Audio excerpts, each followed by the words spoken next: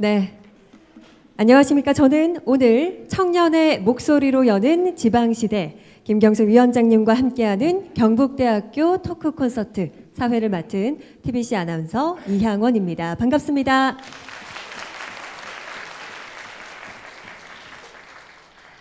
네, 바쁘신 와중에도 이렇게 오늘 자리 빛내주기 위해서 참석해주신 내빈 여러분 그리고 참석자 여러분께 진심으로 감사의 말씀을 드립니다. 오늘 토크 콘서트는요, 내빈 소개와 또 학생 대표의 환영사를 시작으로 해서 김경수 위원장님의 기조 강연 그리고 패널분들과 함께 만들어가는 토크 콘서트, 끝으로는 단체 사진 촬영으로 마무리를 해볼까 합니다. 올해는 아시는 것처럼 아주 특별한 해이기도 합니다. 민선지방자치 30주년을 맞는 해인데요.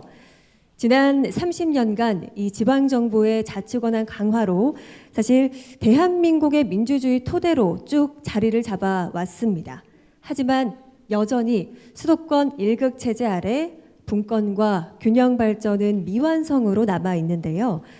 특히 이 지방 소멸 위기는 결국 청년이 머무는 지역, 청년이 머물고 싶은 지역으로 해결을 할 수가 있겠습니다.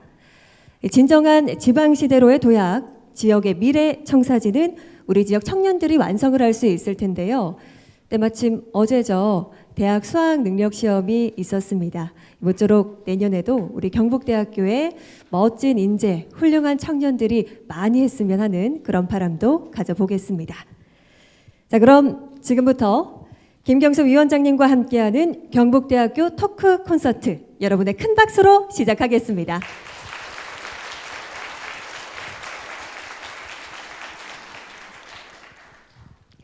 네, 먼저 오늘 이 자리를 빛내주기 위해서 참석해주신 내빈분들 소개해 올리는 시간이 있겠습니다. 한 분 한 분 소개해 드릴 때마다 여러분 큰 박수로 환영해 주시기 바라겠습니다.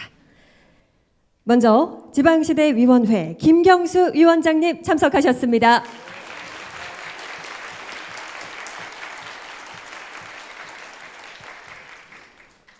이어서 경북대학교 허영우 총장님 함께 하시겠습니다.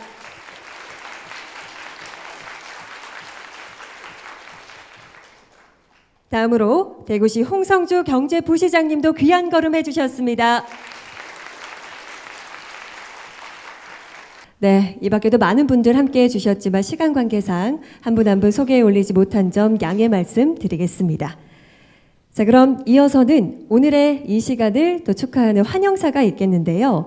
청년들을 위한 토크 콘서트인 만큼 함께 하시는 분들에게 감사의 마음을 담아서 경북대학교 총동아리연합회 전윤아 학생이 특별히 환영사 전해줄 예정입니다. 여러분 박수로 맞이해 주시기 바랍니다.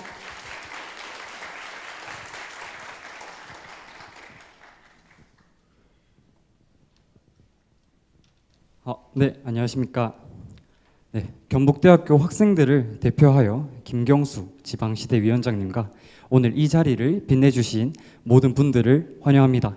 저는 소개받은 대로 경북대학교 총동아리연합회 비상대책위원장 전윤화입니다.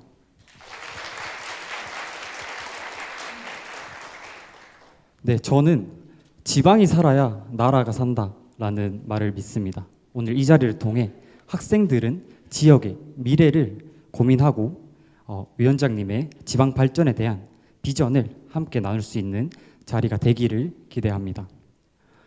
저희 경북대학교는 한반도 동남부의 심장입니다.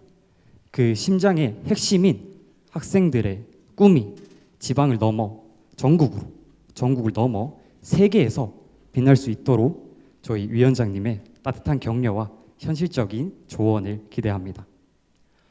바쁘신 와중에도 다시 한번 저희 경북대학교를 찾아주셔서 감사드린다는 인사 드리고 싶습니다.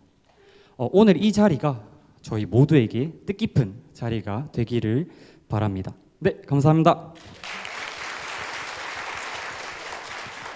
네, 우리 지역사회의 미래가 밝을 수밖에 없겠구나 싶은 아주 야무진 환영사였습니다. 우리 전유다 학생에게 다시 한번 큰 박수 보내주실까요?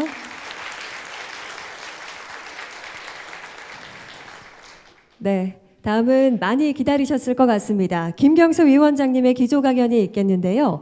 지역이 살아야 대한민국이 산다라는 주제로 5국 3특 권역별 메가시티 중심의 국가 균형 성장 전략에 대해서 오늘 이야기해 주실 예정인데요. 우리 위원장님, 여러분 큰 박수로 맞이해 주시기 바랍니다.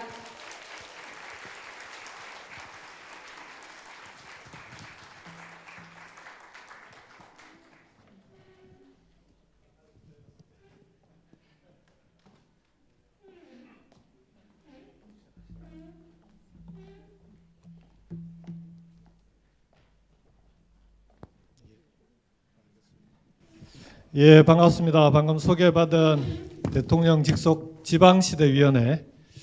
지방시대위원회가 뭐 하는 데지 잘 모르시죠? 지방시대위원회 위원장 김경수입니다. 반갑습니다.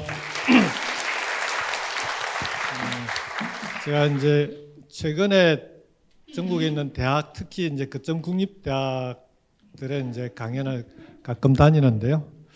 가서 이제 지방시대위원회 위원장입니다라고 소개를 하면 일단 첫 번째 질문이 거기 뭐 하는 데입니까? 첫 번째 질문입니다. 혹시 국가균형발전위원회라고 들어보셨어요? 네. 그리고 이제 지방자치가 올해 이제 민선자치 30주년이 되는 해인데 그 지방자치를 담당하는 위원회가 자치분권위원회라고 있었습니다. 이게 두 가지 다 노무현 대통령 때 만든 위원회인데 그 위원회를 지난 정부에서 하나로 합쳐서 이름을 지방시대위원회로 만들어 놨습니다. 근데 국민들이 이제 지방시대위원회 하니까 이름은 그럴듯하긴 한데 뭐 하는 데인지 잘 모르겠다라고 해서 아예 이제 법을 바꿔서 이름을 다시 돌리고 있는 중입니다. 자치분권 균형성장위원회로 국민들이 들었을 때 딱 직관적으로 알 수 있는 이름이 제일 바람직한 기관명이다 싶어서 그렇게 만들고 있습니다. 오늘 이제 경북대에 왔더니 우리 허영우 총장님을 비롯해서 경북대 관계자들이 오전 내내 이제 경북대를 돌아보기도 하고 여러 군데를 보여주고 계신데요. 총장님 끝까지 계실 건가요, 여기? 부담스럽게. 우리 경제부시장님도 와 계시는데 바쁘시면 중간에 이식하셔도 괜찮습니다. 예. 오늘 좀 학생들하고 얘기를 좀 하고 싶다고 해서 이렇게 자리가 만들어졌습니다. 제가 이제 그 지역이 살아야 대한민국이 산다라고 했더니 위에 플랜카드에 대학이 살아야 지역이 산다라고 또 이 총장님이 여기까지 계속 앉아 계신 건요 세상에 공짜가 없습니다. 그러니까 지금까지 총장님이 여러 가지 설명도 많이 해주시고 그다음 경북대가 뭘 열심히 지금 추진하고 있는지도 보여주시고 하시는 게 우리 대학에는 이런 게 필요하다라는 그런 걸 계속 말씀을 해주시는데 경북대학이 대구 경북 지역의 거점 국립대학입니다. 그렇죠. 거점 국립대학이라고 하는 건 그 지역에서는 가장 중심이 되는 대학입니다. 지역이 발전을 하려면 지금은 뭐 어느 나라나 마찬가지인데요. 대학과 함께 지역이 융합해서 발전하지 않으면 특히나 디지털 시대, IT 시대, AI 시대에는 지역의 발전이라고 하는 게 불가능합니다. 여러분들도 그런 건 다 느끼시잖아요. 근데 그 대학들이 우리나라는 지역에 너무 많습니다. 실제로. 그래서 그동안에는 대한민국이 산업화 시대에 산업화에 필요한 인력을 많이 배출하는 게 주목적이어서 거기에 필요한 인재를 여러 대학에서 많이 배출하는 게 국가의 목표였는데 지금은 AI 시대는 이 AI 시대를 이끌어갈 뛰어난 인재를 어떻게 양성해 낼 거냐 그리고 그런 뛰어난 인재를 만들어내는 대학의 체계를 어떻게 만들 거냐가 핵심입니다. 그렇게 만드는 데는 그 지역의 거점 국립대학이 중심이 돼야 됩니다.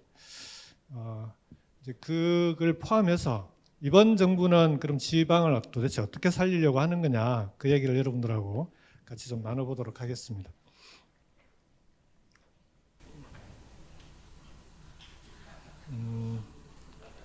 혹시 이런 지도 본 적 있습니까? 이분이 누군지는 아시겠어요? 네. 총장님 잘 모르시겠죠? 유튜브에 나오는 빠드너스라는 유튜브 채널의 문쌤이라는 친구인데요. 저 지도가 서울에 사는 초등학생이 그린 지도입니다. 중간에 서울이라고 되어 있고요. 나머지는 다 시골입니다. 그러니까 초등학생의 눈에 비친 대한민국의 현실입니다. 인터넷에서 이런 지도 본 적 있지. 이게 서울의 초등학생이 그린 지도야. 난 이거 보면 왜 한국을 서울공화국이라고 하는지 알 것 같아. 이걸 보는 게 더 재밌을 것 같긴 한데요.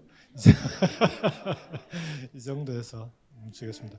서울공화국의 현실입니다. 여기 보시면은 이 그래프는 매년 비수도권 지역에서 수도권으로 몇 명이나 순유입되고 있는지를 보여주는 그래프입니다. 여기 보시면 참여정부 때는 14만 명, 한 해 14만 명까지 서울로 몰려갔었고요. 지금은 여기 보시면 작년 한 해 4만 5천 명이 비수도권 지역에서 수도권 지역으로 이제 오고 가는 걸 다 더하고 빼고 해서 순수하게 유입된 인구만 4만 5천 명입니다. 근데 이걸 연령대별로 보면 30대까지가 6만 6천 명이 서울로 갑니다. 수도권으로. 근데 40대 이상은 2만 1천 명이 오히려 수도권에서 비수도권으로 빠져나오고 있습니다. 지금 이제 베이비 부머 세대들이 이제 은퇴하기 시작을 했고요. 그러면서 실제로 비수도권으로 빠져나오는 인구는 40대 이상은 늘어났는데 문제는 대한민국의 인구 절반 이상이 수도권에 살고 있는데 여전히 그 수도권으로 청년들이 몰려가고 있다는 겁니다. 여기 계신 분들은 대단히 용감하신 분들이에요. 그러니까 지역을 지키고 있는 청년들이 대한민국의 저는 미래라고 생각합니다. 근데 문제는 지역을 지키고 또는 수도권에서 지역을 찾아와서 이 지역에서 대학을 다니거나 지역에서 살아가고 있는 청년들에게 지금 대한민국은 어떤 생각이 들게 만들고 있냐고 그러면 내가 혹시 뒤처지고 있는 건 아닌가? 혹시 인생에서 내가 수도권으로 간 친구들보다 한 발 늦게 또는 뭔가 좀 손해보고 있는 거 아닌가? 더 나가면 아예 비수도권에서 수도권으로 가보려고 했는데 못 간 친구들이 많으니까 그 친구들은 옆에 친구들이 수도권으로 간 친구들이 꽤 많잖아요. 그러면 자기는 인생의 낙오자 아닌가? 패배자 아닌가? 이런 생각이 들게 만드는 대한민국이 되고 있습니다. 이렇게 되면 저는 대한민국의 미래는 없다고 생각합니다.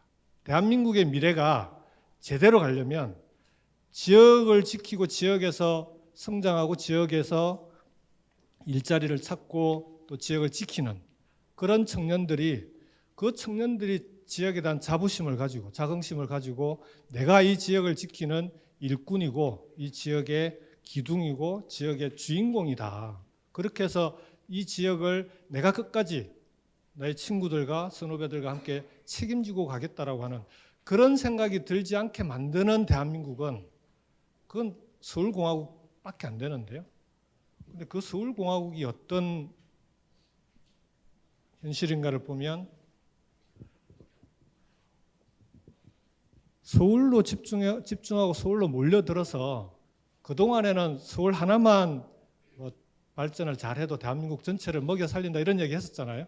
근데 지금은 그런 시대가 이미 이제 지나가 버렸습니다. 여기 보시면 오른쪽 위에 보시면 작년 한 해 동안에 수도권 지역에 혹시 차 가지고 올라가 보신 분 계신가요? 학생들은 쉽지 않으실 텐데 여기 우리 교수님들이나 수도권 갈 때 차를 직접 가지고 올라가 보면 특히 서울에 들어가면 도로가 주차장입니다. 환한 대낮에도 거의 주차장 수준입니다. 그래서 길거리에 차가 막혀서 길거리에 버리는 교통 혼잡 비용이라고 하는데 그게 작년 한 해 41조 원입니다. 2017년이 31조 원이었는데 7년 만에 10조가 늘었습니다. 아래에 있는 이 그래프들은 비수도권에서 수도권으로 간 청년들이 수도권에서 어떻게 살고 있는지를 보여주는 그래프입니다. 이 중에 보시면 비수도권에서 수도권으로 간 친구들이 빚이 비수도권에 남아있는 친구들보다 1,700만 원이 많습니다. 살고 있는 집은 3.8제곱미터, 한 평 이상이 적고 그리고 장시간 노동을 한 경험이 있다라고 대답한 비율도 거의 10% 가까이 비수도권에 있는 친구들보다 수도권에 있는 친구들이 많습니다. 유일하게 수도권에 있는 친구들이 소득이 많은 거죠. 이것 때문에 올라가는 거거든요, 실제로. 근데 소득이 많은 거 빼면 나머지는 살아가는데 삶의 질과 관련된 지표들은 전부 비수도권에 남아있는 청년들보다는 힘들게 살아가고 있는 거죠. 치열한 경쟁 속에서 수도권으로 가긴 갔는데 수도권에서 살아가기가 힘든 그런 상황. 그래서 삶의 행복감도 수도권에 있는 또는 수도권으로 간 청년들이 훨씬 힘들어하는 그런 세상이 되어버렸습니다. 자, 이게 이제 그동안 이렇게 수도권의 과밀 집중이 심화되고 있는데 2019년에 전 국민의 50% 이상이 수도권에 사는 그 50% 이상을 넘어선 게 2019년이거든요. 근데 여러분 잘 생각해 보시면 제가 아까 좀 전에 국가균형발전위원회가 언제 만들어졌다고 그랬죠? 노무현 대통령 때 만들어졌다고 그랬죠. 대답은 크게 해주셔야 되는데 총장님이 계시니까 답을 잘 못하시나. 네. 노무현 대통령 때면 벌써 한 20년 이상 국가균형발전을 추진을 했습니다. 20년 이상 추진했던 균형발전의 결과가 오히려 갈수록 수도권에 인구가 더 많이 모여 살고 있는 거죠. 인구만 많이 모여 사는 게 아니고요. 수도권하고 비수도권을 경제 한 해 동안 생산되는 총 부가가치가 얼마냐, 그걸 GRDP라고 하는데 경제적으로 보자면 역전된 게 그전에는 비수도권이 더 많았거든요. 이게 역전된 게 2015년입니다. 그리고 인구는 2019년에 역전이 됐습니다. 근데 그 격차가 갈수록 벌어지고 있습니다. 지금.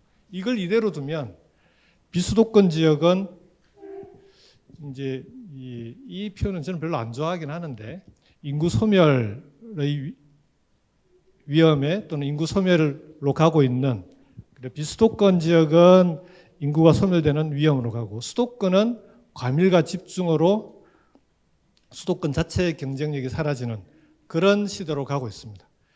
20년 이상 균형발전 정책을 추진을 했어요. 수십 조를 쏟아부었습니다. 그런데 왜 이런 결과가 나왔을까요? 이제 거기서부터 이재명 정부의 균형성장 전략은 출발합니다. 이걸 평가하는 데서 첫 번째가 수도권은 왜 경쟁력이 있을까라는 겁니다. 수도권은 왜 경쟁력이 있을까요? 다른 시도에 비해서. 어떤 게 다른 시도보다 수도권은 청년들이 몰려가게 만드는 그런 경쟁력들을 갖고 있는 거죠. 첫 번째가 일자리겠죠. 그 다음에 이제 아까 그래프에 잠깐 나왔는데 수도권으로 매년 6만 6천 명이 지금도 몰려가고 있는데 20, 30대가 그 친구들 조사를 해봤어요. 왜 가냐? 첫 번째가 일자리입니다. 두 번째가 뭔지 아십니까? 대학이거든요. 교육인데 대학도 결국은 수도권 대학으로 가려는 이유가 뭐죠? 졸업해서 일자리 때문에. 결국은 일자리 문제입니다. 비수도권의 일자리 문제를 해결하지 않으면 이 지금의 이 현상을 이제 극복하기가 어려운 거죠. 근데 수도권이 단지 일자리가 많다라는 것만 있는 거냐? 수도권은 서울, 경기, 인천이 하나의 권역으로 되어 있습니다. 이 권역에서 청년들이 일자리를 구할 때 어떻게 하죠? 서울에 있는 청년은 서울에서만 구합니까? 그렇죠. 경기도에 있는 청년이 서울에 일자리를 구하기도 합니다. 서울에 있는 청년이 경기도에 일자리를 구하기도 하고 인천에도 일자리를 구합니다. 자, 일자리를 구하면 그 다음엔 출퇴근은 어떻게 하죠? 대중교통으로 하죠. 자, 대구에 있는 우리 경북대 학생이 포항에 좋은 직장이 있어 일자리를 구했습니다. 출퇴근 가능합니까? 대중교통으로 출퇴근이 가능한가요? 차 없으면 안 되는 거죠. 마찬가지로 경남도 마찬가지입니다. 제가 경남도지사를 했는데 부산하고 창원 거리가 70km, 서울 수원 거리하고 같습니다. 근데 수원에 있는 젊은 친구는 서울에 일자리를 구해도 광역버스 타고 다니면 돼요. 편하게 갑니다. 그런데 창원에 있는 친구가 부산에 일자리를 구하면 방을 얻어야 돼요. 차를 가지고 다니거나. 근데 사회에 간 나온 대학을 졸업한 친구들이 차가 있을 리가 없잖아요. 그러면 방을 얻어야 되는데 부산에 방을 얻을 바에야 서울로 가자, 수도권으로 가자 이렇게 되는 거죠. 그게 수도권은 생활권과 경제권이 서울, 경기, 인천으로 하나로 묶여 있는데 하나로 묶여 있는 가장 근본적인 이유는 촘촘한 대중교통망입니다. 지하철, 그다음에 뭐 광역버스, 전철, 철도까지 이렇게 촘촘한 그 대중교통망으로 어디든 어디에서든 일자리를 구할 수 있다라고 하는 겁니다. 서울, 경기, 인천에 있는 전체 일자리가 내가 일자리를 택할 수 있는 대상인 반면에 대구에 있는 우리 학생들은, 우리 청년들은 대구에서 일자리를 구해야 됩니다. 최근에 구미에 이제 광역전철이 놓여지면서 구미에는 일자리를 구하면 출퇴근은 가능하죠. 그 정도 확장되어 있는 거죠. 이 차이가 엄청나게 큽니다. 근데 그동안에는 균형 발전을 시도 단위로 이제 계속 해왔던 거예요. 대구시와 우리 경제부시장님 계시지만 대구, 경북이 경쟁을 해요.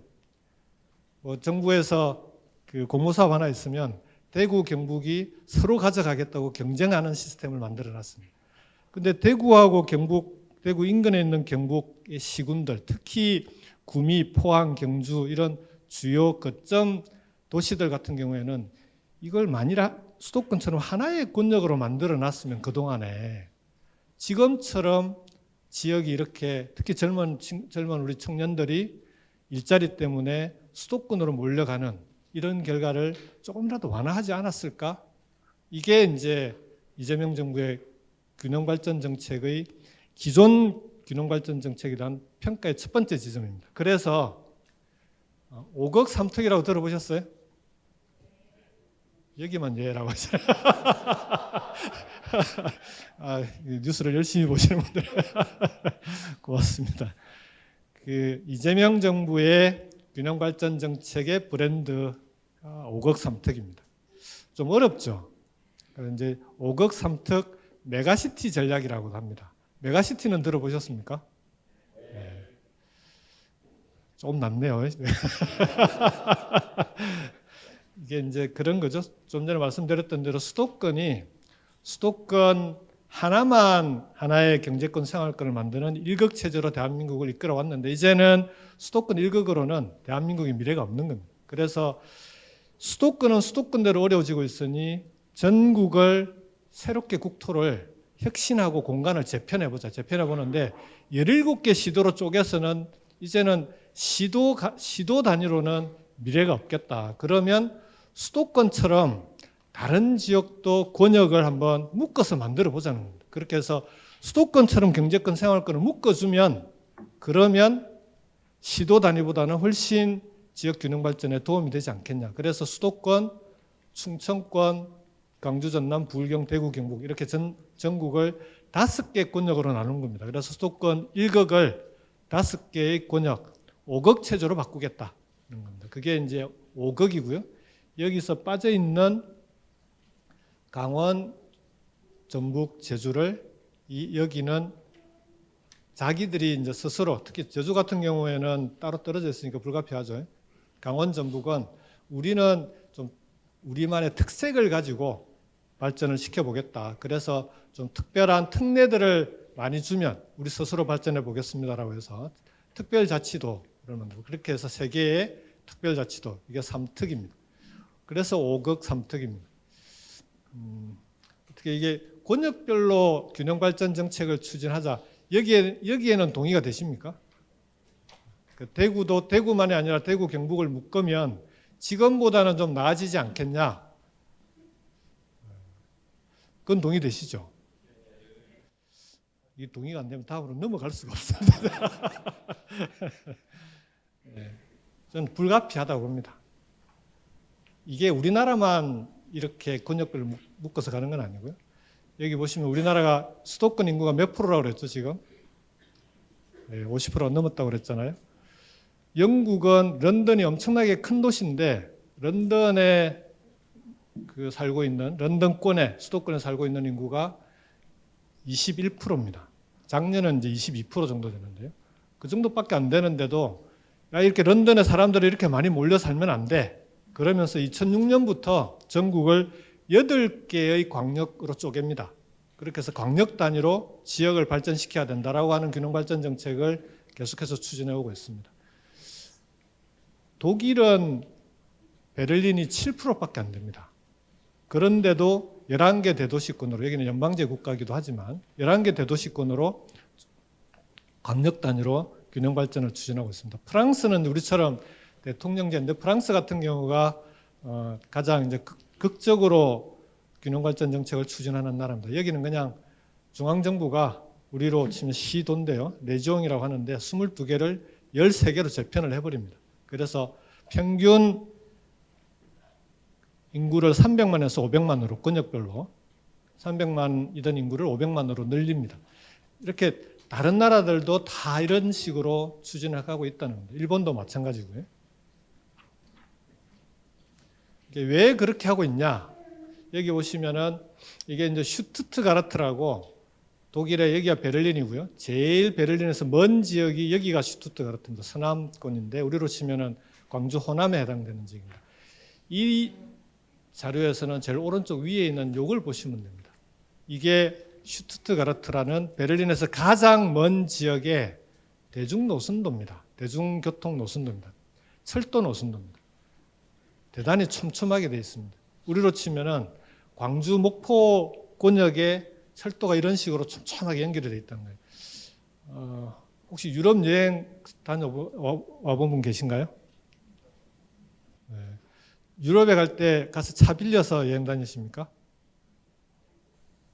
보통 대중교통으로 다니죠. 유럽의 어느 도시를 가나 대중교통으로 다닙니다. 일본만 해도 마찬가지입니다. 일본은 많이 다녀들 와보셨을 텐데 일본에 갈 때 어떻게 하죠? 우리처럼 우리나라로 올 때는 요즘 이제 캐대언 때문에 해외 관광객들이 한국에 많이 오는데 한국에 오는 해외 관광객들이 어떻게 하죠? 공항은 어디로 옵니까? 그렇죠. 인천국제공항으로. 그 다음에 어디로 가죠? 서울 갔다가 다시 돌아갑니다. 그러니까 80%가 그렇게 왔다가 갑니다. 비수도권 지역 지방으로 오는 해외 관광객이 채 20%가 안 됩니다. 일본을 갈 때는 잘 생각해 보시죠. 일본의 지방 도시를 갈 때 어떻게 합니까? 도쿄로 갑니까? 아니죠. 오사카를 가면 오사카 공항을 가고 나고야를 가면은 나고야 공항을 가고 일본은 전체 국토에 공항이 90개가 있습니다. 그 중에 지방공항 전체 다 90개가 있는데 그 중에 국제공항이 30개입니다. 그러니까 지방을 바로 갑니다. 그리고 그 공항에서 주변 지역을 관광을 하게 돼 있죠. 우리나라는 이제 대구 경북 신공항 얘기가 계속 나오는데 왜 지역에 자꾸 거점 공항을 만들려고 하냐. 이게 낭비 아니냐부터 해서 수도권 지역에서 계속 비판을 하는데 지역에 있는 사람들 입장에서는 우리가 제조업만 갖고 먹고 살 수 없는 거 아니겠습니까? 그러면은 관광산업도 필요하고 그에 필요한 여러 가지 문화 산업도 필요하고 요걸 풀어가야 되는데 앞으로 해외에서 관광객이 올 때 인천을 통해서 지역으로 오게 하는 것은 이제는 어렵습니다. 그렇게 할 수가 없습니다. 그러면 대구 경북 지역은 대구 경북에 국제공항이 필요한 거죠. 저는 이건 뭐 당연히 그런 방향으로 가야 된다고 생각합니다. 그래서 가능하면 빨리 이제 만들어야 되는데 아직 이제 이런 방향으로 가려면 이제 넘어야 될 허들들이 좀 있습니다.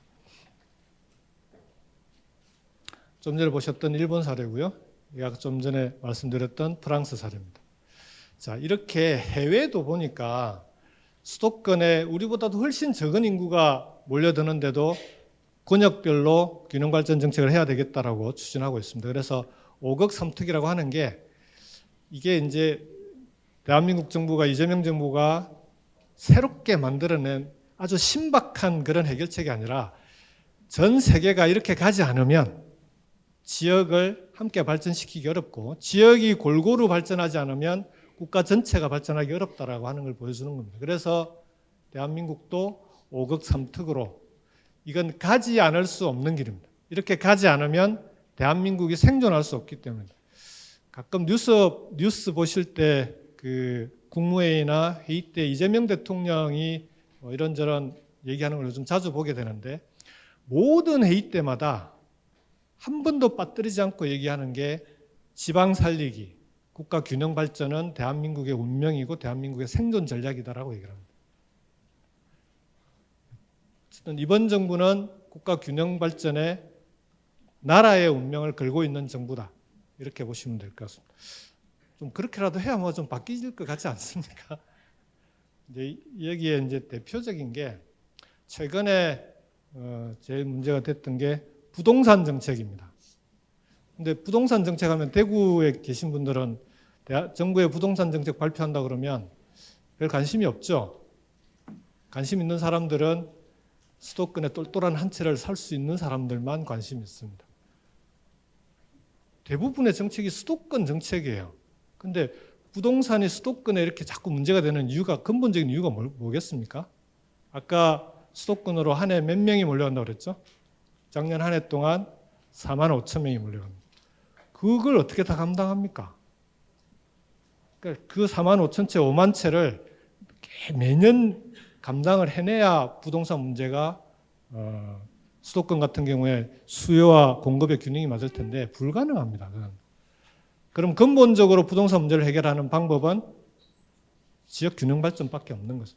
지역 균형 발전 없이는 이번 정부도 부동산 정책에 실패할 가능성이 높다. 그래서 대통령도 끊임없이 균형 발전이 대한민국의 생존 전략이라고 얘기를 하는 겁니다. 자, 그러면은 대한민국의 생존 전략인데 이걸 어떻게 하려고 하는 거냐? 여기부터는 이게 좀 자료가 좀 복잡한데요. 자료 보지 마시고 제 설명만 들으시면 됩니다. 좀 전에 수도권은 권역 단위로 경제권과 생활권이 하나로 돼 있다고 하지 않았습니까? 그러면 비수도권도 권역 단위로 뭘 만들어야 될까요? 경제권, 생활권을 하나로 만들어야 됩니다. 대구, 경북을 예로 들어 보겠습니다. 대구, 경북에 경제권을 하나로 만들려면 어떻게 해야 되겠습니까? 경제권을 하나로 만드는데 핵심은 청년들이 갈 만한 일자리가 많아져야 됩니다. 그냥 단순히 일자리가 많아지는 게 문제가 아니고요. 대구, 경북, 울산, 포항, 그 다음에 부산, 경남 지역 이쪽은 제조업 일자리 많아요. 사업하시는 분들 얘기 들어보면 사람을 못 구해서 어떻게 하죠? 외국인 요즘 외국인 노동자라고 표현하면 안 된다고 그러더라고요. 이주 노동자들을 채용을 해야 됩니다. 요 불일치가 있는 거예요. 지역에 있는 청년들은 일자리가 많이 있는데도 내가 갈 만한 일자리가 별로 없어요. 그래서 수도권으로 갑니다. 수도권에 내가 갈 만한 일자리가 많은 거죠. 어떤 일자리죠? 청년들이 선호하는 일자리, 여러분들이 좋아하는 일자리. 첫 번째가 미래산업, 첨단산업의 대기업 일자리 아닐까요? 바이오, 반도체 뭐 이런 대기업 일자리들이 첫 번째일 거고요. 두 번째는 뭐 공공기관은 뭐 어디나 있는 거니까 그렇다고 치고, 세 번째 스타트업입니다. 그렇지 않습니까? 창업, 그리고 그것도 스타트업도 이게 무슨 가게 소상공인 창업이 아니라 IT, 디지털 플랫폼, AI 같은 이런 역시 미래산업과 첨단산업과 연관된 창업 일자리들입니다. 그리고 네 번째가 문화산업입니다. 문화, 엔터테인먼트 쪽이죠. 그리고 나머지 기타 일자리들이 있습니다. 이 일자리들도 다 놓고 보니까 수도권에 다 몰려있는 일자리입니다. 아까 2015년에 GRDP가 수도권과 비수도권이 역전됐다고 그랬잖아요. 2015년에 역전된 가장 큰 원인이 2000년대 접어들면서 우리가 이제 산업화로 성공했던 대한민국이 정보화로 넘어오고 IT 디지털화가 진행될 때 IT 디지털 관련 투자가 수도권에 다 집중이 됐습니다. 그러면서 기존의 제조업은 어려워진 게 중국의 제조업이 급부상하면서 나머지 지역은 어려워지고 새로운 미래산업으로 가는 IT 투자는 수도권에 집중이 되고 이러면서 지금의 격차가 확 벌어진 거거든요. 자, 그러면 이걸 거꾸로 돌리려면 미래산업과 첨단산업 기업들이 비수도권 지역에 투자를 해야 됩니다. 그렇지 않겠습니까? 그렇지 않고는 비수도권 지역에서 여러분들이 갈 만한 일자리가 늘어나질 않습니다. 자, 그러면 비수도권 지역에 어떻게 하면 그런 기업들의 투자를 늘리게 할 거냐, 기업들이 투자하게 할 거냐, 이게 이제 국가균형발전의 핵심입니다. 5억 3특의 핵심입니다. 이제 기업들하고 얘기를 해봐요. 왜 수도권에만 투자하냐? 그러니까 예를 들면 바이오는 인천 송도에 주로 투자하고요. 반도체는 어디에 투자하죠? 용인에 투자합니다. 지금은 SK 하이닉스도 용인, 삼성도 용인. SK 하이닉스 임원을 만나서 이건 기억하시는 분들이 계실려나? 2019년에 SK 하이닉스가 공장을 좀 증설하겠다라고 발표하면서 어디로 갈지를 놓고 한번 전국의 도시들이 경쟁을 한 적이 있어요. 그때 최종적으로 두 군데 후보가 올라왔는데 구미하고 용인이 올라왔습니다. 근데 어디로 결정이 됐습니까?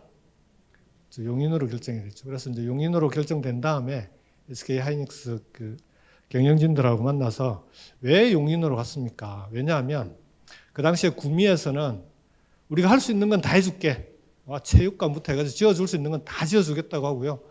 그 지원책이 무려 리스트가 10개가 넘었습니다. 근데 용인은 그런 거 하나도 지원해준다는 얘기가 없었거든요. 근데 그냥 용인으로 왔어요.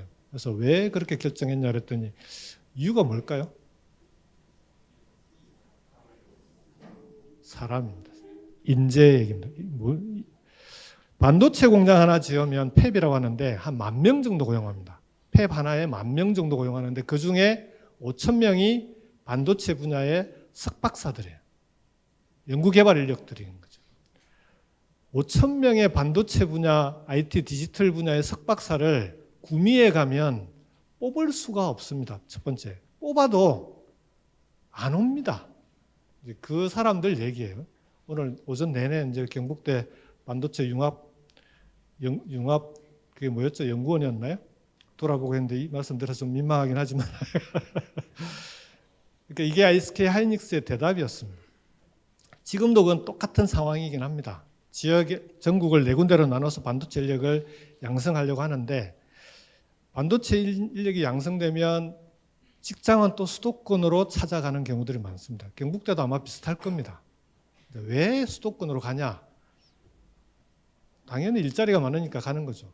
반도체 여기서 이제 석박사까지 연구를 다 해도 연구한 다음에 취직을 하려면 경북대, 대구, 경북 주변에 반도체 관련 기업이 별로 없습니다. 그러니까 중소기업 말고 중견기업이나 대기업들은 많지가 않은 거죠. 있어도 그 일자리 자체가 많지 않으니까. 그래서 그러면 거꾸로 돌려서 SK하고 삼성에 만일의 비수도권 지역에 당신들이 원하는 반도체, IT 분야의 석박사급의 좋은 인재들이 쏟아져 나오면 그러면 지역에 투자할 생각이 있습니까? 그렇게 하면은 자기들은 관심이 있다는 겁니다. 그러니까 결국은 인재를 지역에서 최대한 양성하는 게 핵심입니다. 그게 첫 번째인데요. 나머지 다른 건 뒤에 얘기할게요. 자, 그래서 이번 정부는 그렇게 만들려면 어떻게 해야 될까? 서울대 10개 만들기 들어보셨어요? 서울대 10개 만들기 제대로 될 것 같습니까?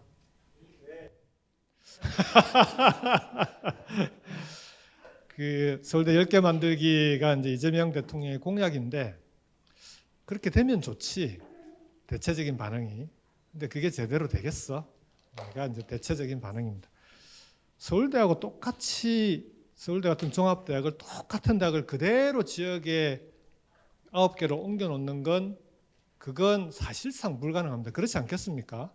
서울대 학생 1인당 한 해 투자되는 교육비가 6천만 원 정도 되거든요. 우리 경북대는 2,800만 원인가요? 경북대는 그나마 그점 국립대 중에 좀 많은 편입니다. 2,400만 원, 2천만 원인 데가 대부분이거든요. 그러면 4년 지나면 서울대 학생 1인당 2억 4천만 원이 투자가 됩니다. 우리 경북대는 1억이 조금 넘습니다. 그러니까 기업 입장에서는 투자 대비 효과가 나오니까 효과가 높은 쪽에 사람을 뽑아 쓰겠습니다라고 하는데 그걸 막을 수가 없는 거죠. 근데 경북대에다가 서울대하고 똑같이 그러면은 경북대 전체 1인당 학생 교육비를 서울대처럼 6천만 원 이상으로 늘리겠습니다라고 하면 물론 앞으로는 그렇게 가야 될 텐데 당장 단기간에 그렇게 늘리면 정부가 그 재정을 감당할 수가 없습니다. 그렇지 않겠습니까? 또 그렇게 가는 게 바람직한가도 생각을 해봐야 됩니다. 그래서 서울대 10개 만들기의 핵심은 경북대는 대구 경북 지역이 전략적으로 육성하려고 하는 전략 산업이 뭐가 있을 거 아닙니까? 그럼 그 전략 산업 분야는 서울대보다도 훨씬 많은 투자를 해주겠다는 겁니다. 그렇게 해서 그 분야만큼은 서울대보다도 뛰어난 대학을 단기간에 한번 만들어 보자는 겁니다. 그건 할 수 있을까요? 여전히 자신이 없는. 근데 문제는 이제 그렇게 얘기하면은 아니 그러면 다른 전공들은 우리는 손가락 빨고 있으라는 얘기냐? 그건 거점 국립대학을 포함한 이 대구 경북 권역에 있는 대학 전체가 그 분야를 집중적으로 육성하겠다는 거고요. 그 중에서 자, 우리가 이쪽 그 대구 경북만 하더라도 로봇, 반도체, 미래 모빌리티 지금 이제 대략 이런 산업들이 지역에서 강점이 있는 산업들인데 요 분야는 대학이 전체적으로 힘을 모아서 육성을 해 나가는데 여기에 좋은 인재가 나오려면 이 분야와 연관된 기초과학이 튼튼해야 됩니다. 그렇지 않겠습니까? 그러면 그 기초과학을 육성하는 것은 거점 국립대가 해줘야 되는 거죠. 여기 있는 전 대학이 다 그렇게 할 수는 없는 거 아니겠습니까? 다행히 대구 경북에는 포스텍이 있기 때문에 포스텍과 경북대가 그런 부분들은 공동으로 책임을 지는 거죠. 그 다음에 아까 그 SK 하이닉스 관계자 얘기도 했는데 기업인들을 만나서 얘기를 들어보면 이제 그 반도체 인력, 바이오 인력 이런 걸 대학에서 육성을 할 때 육성 과정에 강의를 하면 교수님들께는 좀 죄송하지만 교수님들보다 우리가 훨씬 잘할 겁니다라는 얘기를 합니다. 왜냐하면 가장 빠르게 기술이 발전하고 있는 그 분야는 기업들이 훨씬 속도가 빠를 수 있습니다. 근데 물론 기업과 학교가 역할이 다르기 때문에 함께 학생들을 길러내야 됩니다. 그래서 기업과 대학이 공동으로 인재를 기를 수 있는 그런 체제로 만들어 가야 됩니다. 그래서 요 대구 경북 지역의 이 전략 산업 분야의 인재들은 기업과 대학이 공동으로 육성하고 그 과정에 기초과학을 거점 국립대와 포스텍 같은 주요 대학이 책임지고 그럼에도 불구하고 기업 입장에서 임원급으로 성장할 수 있는 진짜 좋은 인재 그런 인재는 기업인들의 얘기가 인문학적 소양이 있는 사람들이어야 합니다 라고 얘기를 합니다. 그래서 그 권역 단위의 인문학도 중요한 거예요. 그 인문학을 책임지는 건 거점 국립대가 해줘야 되는 거죠. 여기 있는 지역에 있는 대학들이 모두 다 할 수는 없으니까요. 그렇게 해서 이 대구 경북 지역의 대학을 중심으로 전략산업을 육성하고 그 전략산업에 필요한 인재들은 정부와 지방정부가 집중적으로 투자해서 육성하겠다는 겁니다. 자, 그렇게만 하면 기업들이 올까? 그래도 안 옵니다. 지역에 오려면 두 번째로 정부의 R&D 사업이 전 세계적으로 우리나라가 정부 R&D는 전 세계 1, 2위입니다. 그 R&D 투자도 연구개발 투자도 그 전략산업 분야는 그 권역에 몰아주겠다는 겁니다. 세 번째로 그래도 오기 힘들다고 그럽니다. 그러면서 그럼 뭘 해주면 지역에 투자를 할래? 물어보면 연구개발 과정에 규제가 많은데 그걸 풀어주면 한번 검토해 볼 수 있습니다. 그래서 이번 정부는 권역 단위로 초광역 단위로 메가 규제 특구를 만들겠다라고 지금 총리실하고 대통령실이 함께 작업을 하고 있습니다. 그래서 대구 경북 지역이 전략산업이 정해지면 그 전략산업 분야와 관련된 규제는 요 광역 전체로 한번 풀어줄 테니까 와서 마음껏 실증도 하고 해봐라라는. 그리고 그래도 투자를 망설이면 정부 재정으로 지원해 줄게. 근데 재정은 지원해 주는 게 한계가 있잖아요. 근데 투자는 대기업 투자, 앵커기업 투자를 하려면 투자금이 엄청나게 많은데 미국처럼 정부가 대규모로 지원하지 못하더라도 국민성장펀드라고 펀드를 만들어서라도 지원해 줄게. 국민성장펀드가 몇 조죠? 150조를 조성을 합니다. 거기서 필요한 투자금은 지원을 해주겠다는 겁니다. 그래서 여기 이제 인재, R&D, 규제, 재정, 펀드까지 민간 자본까지 5가지 5종 세트로 지원책을 있는 대로 한번 퍼부어 줄 테니까 지역에 제발 한번 투자를 해보자. 이게 이번 정부의 5국 3특 정책의 핵심입니다. 그러면 권역별로 기업들이 전략산업에 대한 투자를 만들어내고 그 투자된 기업들을 중심으로 경제권을 만들자는 거죠. 여기에 아까 처음에 수도권하고 비수도권이 결정적으로 다른 게 뭐라고 그랬죠? 대중교통이죠. 여전히 마찬가지입니다. 그래서 권역 단위로 광역 대중교통망은 이제는 수도권이 아니라 비수도권도 연결해 주겠다는 겁니다. 그래서 대구 경북에 있는 청년들은 우리 학생들은 대구뿐만 아니라 구미, 포항, 울산까지 요 권역에 있는 도시들에 있는 기업의 일자리를 대상으로 지원할 수 있도록 방을 얻어서 가지 않더라도 그런 수도권 같은 권역을 한번 만들어 보자는 겁니다. 그렇게 하면 좀 바뀔 수 있을까요? 예, 그렇게 만들어 가겠다는 얘기들입니다. 여기에 이제 그 대학을 중심으로 창업 생태계 지원도 확실하게 집어넣어서 대학이 창업의 거점이 되게 만드는 그런 것까지 같이 만들겠다는 겁니다. 이게 이제 광역 대중교통망도 이런 방식으로 연결하고 여기에 이제 주거나 뭐 여러 가지 교육, 의료 이런 부분들도 붙이겠다는 건데 이건 나중에 질의응답 과정에서 추가되는 건 다시 설명을 드리도록 하겠습니다. 이제 여기까지가 이재명 정부의 5급 3특 정책의 대략적인 설계입니다. 이렇게 만들어 가면 대한민국이 수도권, 비수도권이 좀 균형 있게 성장할 수 있을 것 같다. 그런 신뢰가 좀 드십니까? 네. 조금 성공을 한 것 같긴 하네요. 자, 이게 그래서 어떤 식으로 이번 정부가 하려고 하는 거냐? 다음 주에 울산에서 요 5급 3특을 중심으로 하는 이번 정부의 균형성장 정책의 정책 박람회가 열립니다. 이건 이제 지금부터는 광고 시간입니다. 여기에 가면 이제 각종 정책에 대한 그 소개도 있고, 그 다음에 국립중앙박물관하고 콜라보로 굿즈를 만들어서 보내기도 하고, 그리고 여기 보시면 좀 강연도 있습니다. 이런 분들이 돌아가면서 강연을 합니다. 그리고 그 팔도 미식회라고요. 이연복 셰프를 포함한 흑백 요리사의 유명 셰프 네 분이 5급 3특 지역별로 그 식재료를 가지고 음식을 만들어서 선착순으로 시식을 할 수 있도록, 그래서 그 선착순은 신청은 온라인으로 받고 있습니다. 네. 이분들이 이제 그래서 실제로 이제 정책 박람회가 하도 재미가 없다고 그래가지고요. 그 탁현민 감독한테 부탁을 해서 좀 재밌게 만들어 주세요 했더니 이런 식으로 만들어 놨더라고요. 혹시 다음 주에 시간이 되시는 분들은 다녀오셔도 괜찮을 것 같습니다. 자, 이렇게 이건 이제 지방시대 엑스포 광고였고요. 우리가 대한민국은 앞으로 지방이 성장하지 않으면 대한민국의 성장은 불가능합니다.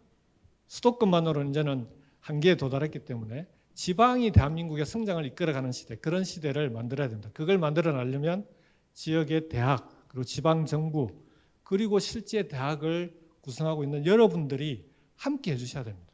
이런 방향으로 정부가 추진해 나갈 때 수도권만 바라보는 게 아니라 우리 지역에서 정부와 함께 이런 방향으로 지역을 성장시킬 수 있으려면 뭘 할 수 있을까를 같이 고민해 주시면 저는 20년의 실패가 오히려 그 실패에서 비롯된 새로운 방향이 대한민국을 살리는 길이 될 거라고 생각합니다. 여러분들과 함께 반드시 지방이 대한민국 성장의 거점이 되도록 최선을 다해 만들도록 하겠습니다. 고맙습니다.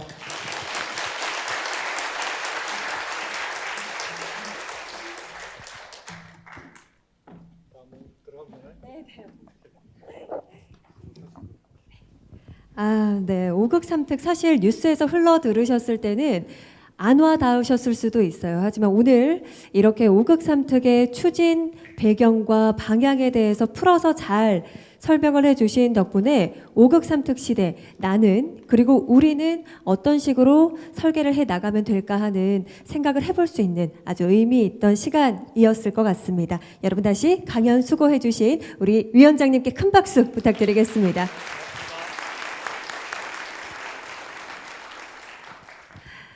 네, 이어서는요 김경수 위원장님과 지영민 그리고 학생들이 함께 만들어가는 토크 콘서트 진행을 해보도록 하겠습니다. 토크 콘서트를 위해서 앞쪽 무대 잠시 정비하는 시간이 있겠는데요. 준비가 되는 대로 곧바로 토크 콘서트 시작을 해보도록 하겠습니다. 별도의 쉬는 시간 없이 진행이 되기 때문에 자리에 잠시 대기해 주시면 되겠고요. 준비가 되는 대로 위원장님 앞쪽으로 모시고 여러분들과 함께 나누는 토크 콘서트 시작을 해보도록 하겠습니다.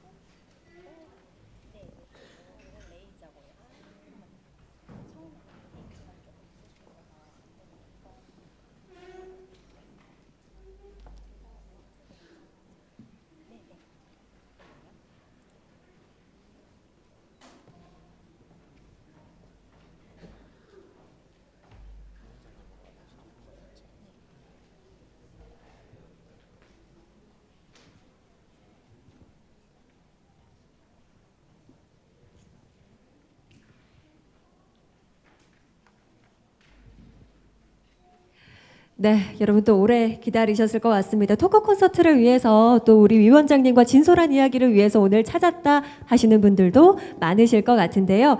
여러분 다시 한번 큰 박수로 우리 김경수 위원장님 앞쪽으로 모시도록 하겠습니다.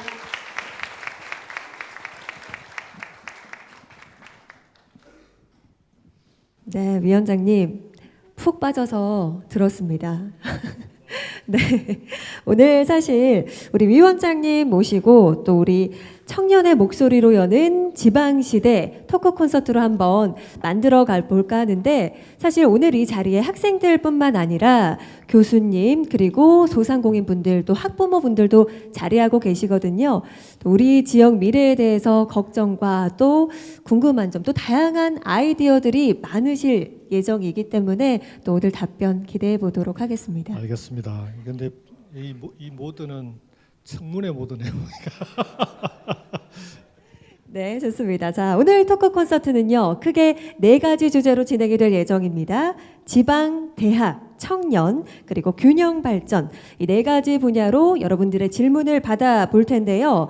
현장에 계신 분들께서는 이제 분야별로 질문을 해주시면 되겠고, 그리고 사전에 받은 질문이 끝난 후에는 또 현장에서 질문을 받아보도록 하겠습니다. 저희가 정해진 시간이 있기 때문에 많이 받을 수는 없을 수도 있습니다. 그때 시간에 맞춰서 진행을 해볼 텐데, 또 사전 질문, 우리 패널 분들의 질문이 끝나면 또 현장에서 질문이 있으신 분들은 그 후에 시간 활용하셔서 손 들어주시면 저희가 마이크 넘겨드리도록 하겠습니다. 자, 오늘 4가지 분야로 진행이 된다고 했는데요. 먼저 첫 번째 분야 만나보도록 하겠습니다. 바로 지역 정주입니다. 사실 청년들이 유입이 되고 또 정착하기 위해서는 일단 살 공간이 있어야 하고 사는 인프라가 잘 구축이 되어야 하잖아요. 또 이에 대해서 많은 분들이 생각이 깊으실 것 같은데 먼저 우리 이예림 학생께서 이야기를 전해주신다고 하는데 마이크 한번 넘겨드리도록 하겠습니다.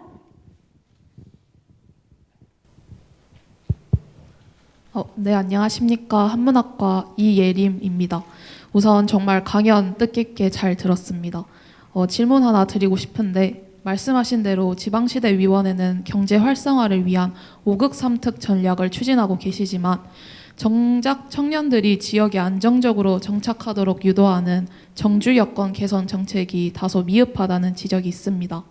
위원장님께서는 청년들이 지방에서의 삶이 수도권보다 더 매력적이고 더 질적으로 높다는 체감하게 만들 수 있도록 일자리 외의 요소를 망라하는 청년 지방 정주 종합 패키지를 혹시 어떻게 설계하고 계십니까? 예, 그 뒷부분에 이제 넘어갔던 부분이 이제 그 부분에 대한 설명이었는데요. 실제로 일자리가 제일 중요하긴 한데 꼭 일자리 문제 때문에만 청년들이 지역을 떠나는 건 아니거든요. 그러니까 정주 여건이라고 하면 주거가 있고요. 그 다음에 이제 30, 40대로 가면 아이들 교육 문제도 있고 병원, 그리고 특히 청년들한테는 문화가 중요하더라고요. 그게 이제 교통이 함께 기반이 되는데 이걸 수도권하고 이걸 다 어떻게 똑같이 수도권처럼 만들 수 있겠냐. 그래서 이제 사실은 수도권에서 지역으로 기업을 투자하려고 하는 기업인들하고 얘기를 해보면 나는 투자하고 싶은데 직원들은 안 가려고 한다는 거예요. 왜 그러냐 그러면 일단 첫 번째가 아이들 교육 문제를 얘기합니다. 두 번째가 병원 문제를 얘기하고 세 번째가 이제 문화거든. 그리고 이제 대중교통이 불편하다고 하는데 아이들 교육 그다음 병원 이 부분은 요 문제를 해결하지 않고는 실제로 기업들이 지방에 투자할 수가 없습니다. 그러니까 일자리와 정주 여건이 함께 해결돼야 되는 거죠. 그래서 이 정주 여건 부분은 중앙정부와 지방정부가 함께 풀어보자는 겁니다. 그래서 기업이 투자를 하려고 하는데 예를 들어 대구나 대구 바로 인근 지역에 구미공단이나 이쪽에 투자를 하려고 하는데 직원들이 애들 교육 때문에 안 오려고 해요. 그러면은 애들 교육을 어떻게 풀어주면 되겠습니까? 영재학교, 과학고, 국제학교 이게 제일 요구하는 게 많은 건데 이제 그런 요구들이 있을 수도 있겠죠. 투자 규모에 따라서는 그런 것도 풀어줄 수 있다는 겁니다. 근데 이제 근본적으로는 기존에 있는 학교들을 확실하게 바꿔주는 게 맞습니다. 기존에 있는 초중고가 그러니까 수도권하고 비교를 떠나서 갈 만한 학교로 여기도 결국 투자를 얼마나 하느냐의 문제입니다. 지역에 학생들이 없고 아이들이 없으니까 교육청에서 투자하지 않는 거고, 근데 기업들이 내려오겠다고 하면 또는 기업들이 투자하겠다고 하면 당연히 아이들이 늘어날 텐데 거기에 대해서는 집중적으로 투자가 가능한 거죠. 여기에 이제 어린이집까지도 필요합니다. 그 포스텍 같은 경우가 이제 포항공대의 직원들이 수도권에서 많이 이제 이주를 많이 하는데 그 중에 제일 큰 이유가 가서 얘기를 들어보니까 포스텍 어린이집을 얘기하는 사람이 제일 많습니다. 포스텍에서 100억을 투자한 어린이집인데요. 최근에 이제 그 연구원 부부가 키스트라고 서울 홍릉에 있던 연구원 부부가 박사 부부가 이제 포스텍에서 이제 초빙을 받아서 이쪽을 올지 말지를 결정하는데 포스텍에 있는 어린이집을 보고 결정했다는 거예요. 이제 그런 게 일종의 정주 여건인 거죠. 그래서 이 부분은 함께 풀자. 이거는 지방정부하고 중앙정부가 노력해서 협업하면 풀 수 있는 문제다 이거고요. 문제는 문화입니다. 문화. 그러니까 공연, 그다음에 이 인생샷을 찍을 수 있는 그런 핫플레이스 이런 게 수도권하고 비교가 안 되는 거 아닙니까? 근데 잘 생각해 보시면 인생샷 찍을 수 있는 핫플레이스 그것 때문에 나는 수도권으로 이사를 가야겠어 라고 얘기를 하는 건지, 아니면 여기 일자리가 없어서 일자리를 찾아서 수도권으로 갔는데 수도권에 그런 게 훨씬 많아. 그러니 수도권이 청년들이 살아가기에 훨씬 좋은 곳이야. 근데 만일에 지역에 내가 갈 만한 일자리가 있으면 그러면 여기서 일자리는 구하고 수도권의 문화는 주말에 가서 즐기면 되잖아요. 휴가 때 가서 즐기고. 유럽이 다 그렇게 합니다. 아까 슈투트가르트 예를 들었잖아요. 거기에 벤츠 공장이 있거든요. 그 벤츠 공장에는 청년들이 다 벤츠 공장을, 그 지역에 있는 친구들은 그게 가는 게 이제 그길 가는 게 꿈이기도 하고, 그렇게 취업한 다음에 베를린이 유럽에서는 요즘 가장 힙한 도시거든요. 워낙 젊은 문화예술인들이 많이 몰려서 통일 이후에 베를린에 놀러 가요. 놀고 오고. 우리도 수도권은 국제적으로 경제수도, 문화수도로 특색 있게 발전을 하되 전국에 다양한 일자리들이 있고 청년들이 그 일자리에서 일을 하고 가정을 이루고 지역에서 살면서 수도권에는 시간이 될 때 즐기고 오고, 이런 구조로 갈 수도 있는 거 아니냐, 교통이 편리해진다면은. 그래서 문화 문제는 그렇게 풀 수 있지 않을까라고 생각을 하고요. 또 그 과정에 지역도 청년들이 떠나지 않고 청년들이 지역에 정주하게 되면 이 지역의 문화는 만들어집니다. 그렇지 않겠습니까? 청년들이 직장만 다니겠습니까? 거기 카페도 만들고 하는 그런 창업을 하는 친구들도 생기고, 로컬 크리에이터부터 지역의 독특한 문화가 만들어질 수밖에 없습니다. 지금 안 만들어지는 이유는 청년들이 떠나가기 때문에요. 그리고 수도권에서만 기회를 찾고 있는 그런 사회적인 분위기 때문이거든요. 그렇게 같이 풀어가면 전 정주 여건도 같이 풀릴 거다 이렇게 생각합니다. 네, 단순히 정주 여건이 공간적인 부분뿐만 아니라 우리 아이를 키울 수 있는 교육의 질, 그리고 내가 향유할 수 있는 그 문화의 질이 어느 정도 충족이 되느냐, 여기에 또 결정이 되는 것 아닌가 생각이 드는데, 또 그에 대한 방법과 방안에 대한 생각들을 이야기를 해주셨습니다. 이어서 또 질문을 한번 받아볼 텐데, 우리 한세경 교수님께서 질문을 주실 예정입니다. 우리 교수님께 마이크 넘겨드리도록 하겠습니다. 네, 안녕하세요. 위원장님 강연 정말 잘 들었습니다. 제가 모처럼 너무너무 공감 가는 말씀 해주셨고요. 저는 사실 학교에서 한 5년 전쯤에 창업을 해서 지금 스타트업을 운영을 하고 있습니다. 그래서 관련해서 좀 말씀을 드리고 싶은데요. 너무 이제 공감 가는 말씀을 하신 것 중에서 결국은 지역이 살기 위해서는 좋은 일자리가 있어야 되고, 좋은 일자리라는 게 단순히 어떤 제조업에 그냥 허드렛 일을 하는 게 아니라 첨단 산업, 미래 산업을 해야 되고, 특히 이제 대구의 미래 모빌리티 쪽에 관련해서 저는 이제 배터리 진단을 하는 그런 솔루션 기업을 하고 있습니다. 화재 많이 나잖아요. 그래서 이제 이런 거를 창업을 하려면 사실은 기술 기반의 창업, 즉 저와 같은 이제 대학 교원이나 석박사급 이상 이런 전문 영역에서 창업이 이루어져야 되는데, 이제 그렇게 해서 창업을 하고 제가 처음에 학생들, 그런 이제 전문성이 있는 저희 연구실 학생들을 데려올 때도 차를 사주고, 심지어 이렇게 반값을 대주고 이러면서 데려올 정도로 해야지만 이 친구들이 대기업을 안 가고 옵니다. 그렇게 해서 이제 제가 한 5년, 6년 오면서 이제 느꼈던 점이 그 좋은 말씀, 굉장히 공감 가는 말씀이지만 큰 틀에서 만든 말씀이지만 당장 우리가 할 수 있는 일부터 저는 좀 해야 되지 않나 싶은 거예요. 그러니까 대기업이 내려오고 하는 거 다 좋은데 당장 이제 저희 같은 이런 그 미래지향적인 스타트업들이 지역에서 할 수 있도록 돼야 되는데 현실적으로 지금 경제부시장님 도망가신 것 같은데 제가 사실 저희가 하고 있는 일들을 저도 지금 서울에 일주일에 한 5번 정도 출장을 가고 저희가 하고 있는 일들이 서울시와 일이 일어나고 근데 정작 대구시는 관심이 없으세요. 제가 대구시도 한 5번 문을 두드렸는데 관심이 없으시고 학교는 많이 도와줍니다. 그럼에도 불구하고 제가 계속 우리 학생들을 잡아놓고 있으려면은 현실적인 굉장히 이렇게 괴리들이 좀 있어요. 그래서 큰 얘기도 당연히 좋지만 당장 제가 저 같은 사람들이 우리 학생들을 불만 없이 잡아두고 또 이게 지속 가능한 형태로 가기 위해서는 어떻게 해야 될지 좀 현실적인 답을 한번 기대해 보겠습니다. 예, 그 되게 대단히 중요한 말씀을 해주셨는데요.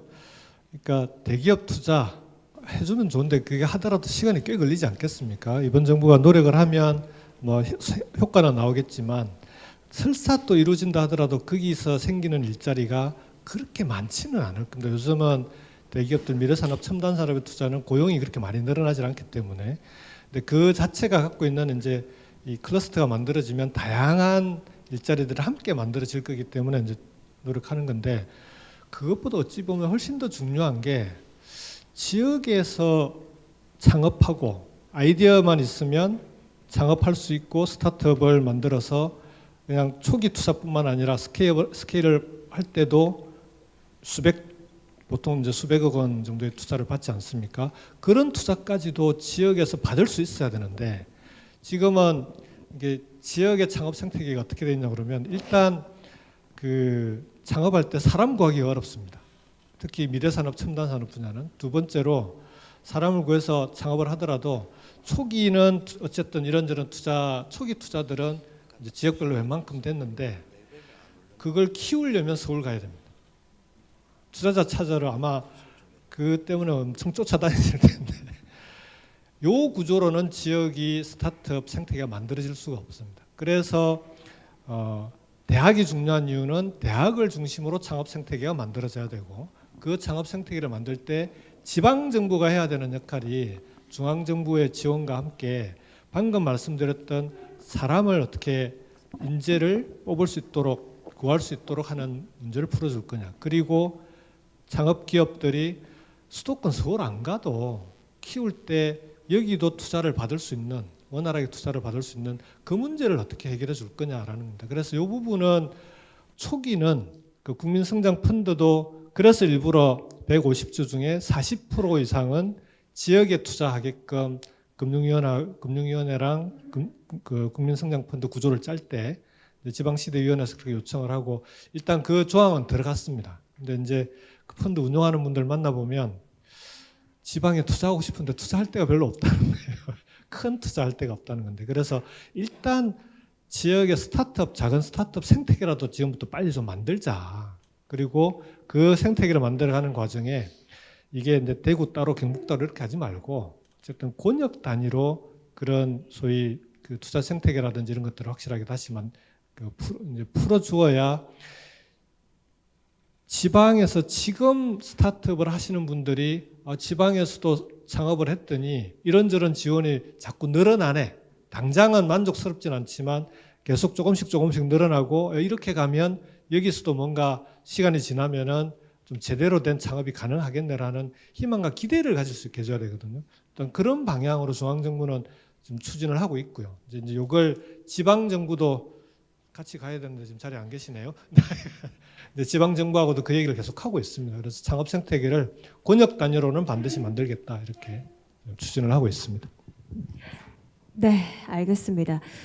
말씀하신 것처럼 상업 생태계, 지역의 상업 생태계를 위해서는 일단 지역 인재가 유치가 돼야 될 거고요. 말씀하셨던 것처럼 투자도 또 지방 정권 차원에서도 분명히 뒷받침이 되어야 선순환이 이루어지지 않을까 하는 생각이 듭니다. 자, 이어서 다음 질문으로 한번 넘어가 볼 텐데 지방 대학 경쟁력 확보입니다. 사실 많은 분들이 이 부분에 대해서도 관심이 많으실 것 같아요. 우리 이진덕 학생이 또 질문을 주신다고 하는데 한번 들어보도록 하겠습니다. 네. 소중한 질문 기회를 주셔서 너무 감사합니다. 네, 저는 로봇 및 스마트 시스템 공학과 조현민 교수님 연구실에서 휴머노이드 로봇 연구를 하고 있는 박사과정 이진덕입니다. 우선 위원장님의 5극 3특 전략에 대해서 좀 크게 공감을 했습니다. 그리고 이제 연구 환경을 개선을 해야지 지역이 대학이 살아남을 수 있고 이를 기반으로 지역이 상생하면서 발전하는 것을 이제 목적을 하고 있는 걸로 아는데요. 사실 이제 세계적인 연구라는 것은 단기적인 재정 지원으로는 안 되는 것으로 이제 사실 알고 있는데 과제를 뭐 따든지 뭘 하든지 하면은 좀 단기적인 재정으로만 보통 이제 연구가 이루어지게 되는데 혹시 중앙정부 차원에서 장기적인 이런 재원 확보를 해줄 수 있는 실질적인 방안이 있는지 그게 또 궁금하고요. 그리고 사실 이런 대학원을 보통 일반적인 사람들이 생각하기에는 대학원생이 엄청 힘들고 약간 이런 것들 있지 않습니까? 그런 인식이 사실 있는 게 사실입니다. 실제로도 이제 힘들 수도 있는데 대학원생이 그런 펀딩, 안정적인 펀딩에서 생활비, 연구비로 이제 얻는 생활비로 안정적인 연구를 할 수 있는 그런 정책이 무엇이 있는지 또 궁금합니다. 네, 그럼 마지막으로 이런 만약 펀딩이 아까 그 조성 국민 펀딩이 조성된다고 이제 그렇게 할 계획이라 들었는데 이런 자금을 이용해서 국가적인 수준의 첨단 연구 수준 시설을 어떻게 전략적으로 배치를 하실 계획인지 그리고 이거를 공동 활용해서 어떻게 세계적인 이런 연구 인프라 수준으로 만들 계획이신지 정부 관점에서 가지고 있는지 궁금합니다. 아니 근데 지방시대위원회가 이제 지방에 관련된 일은 다 하긴 하지만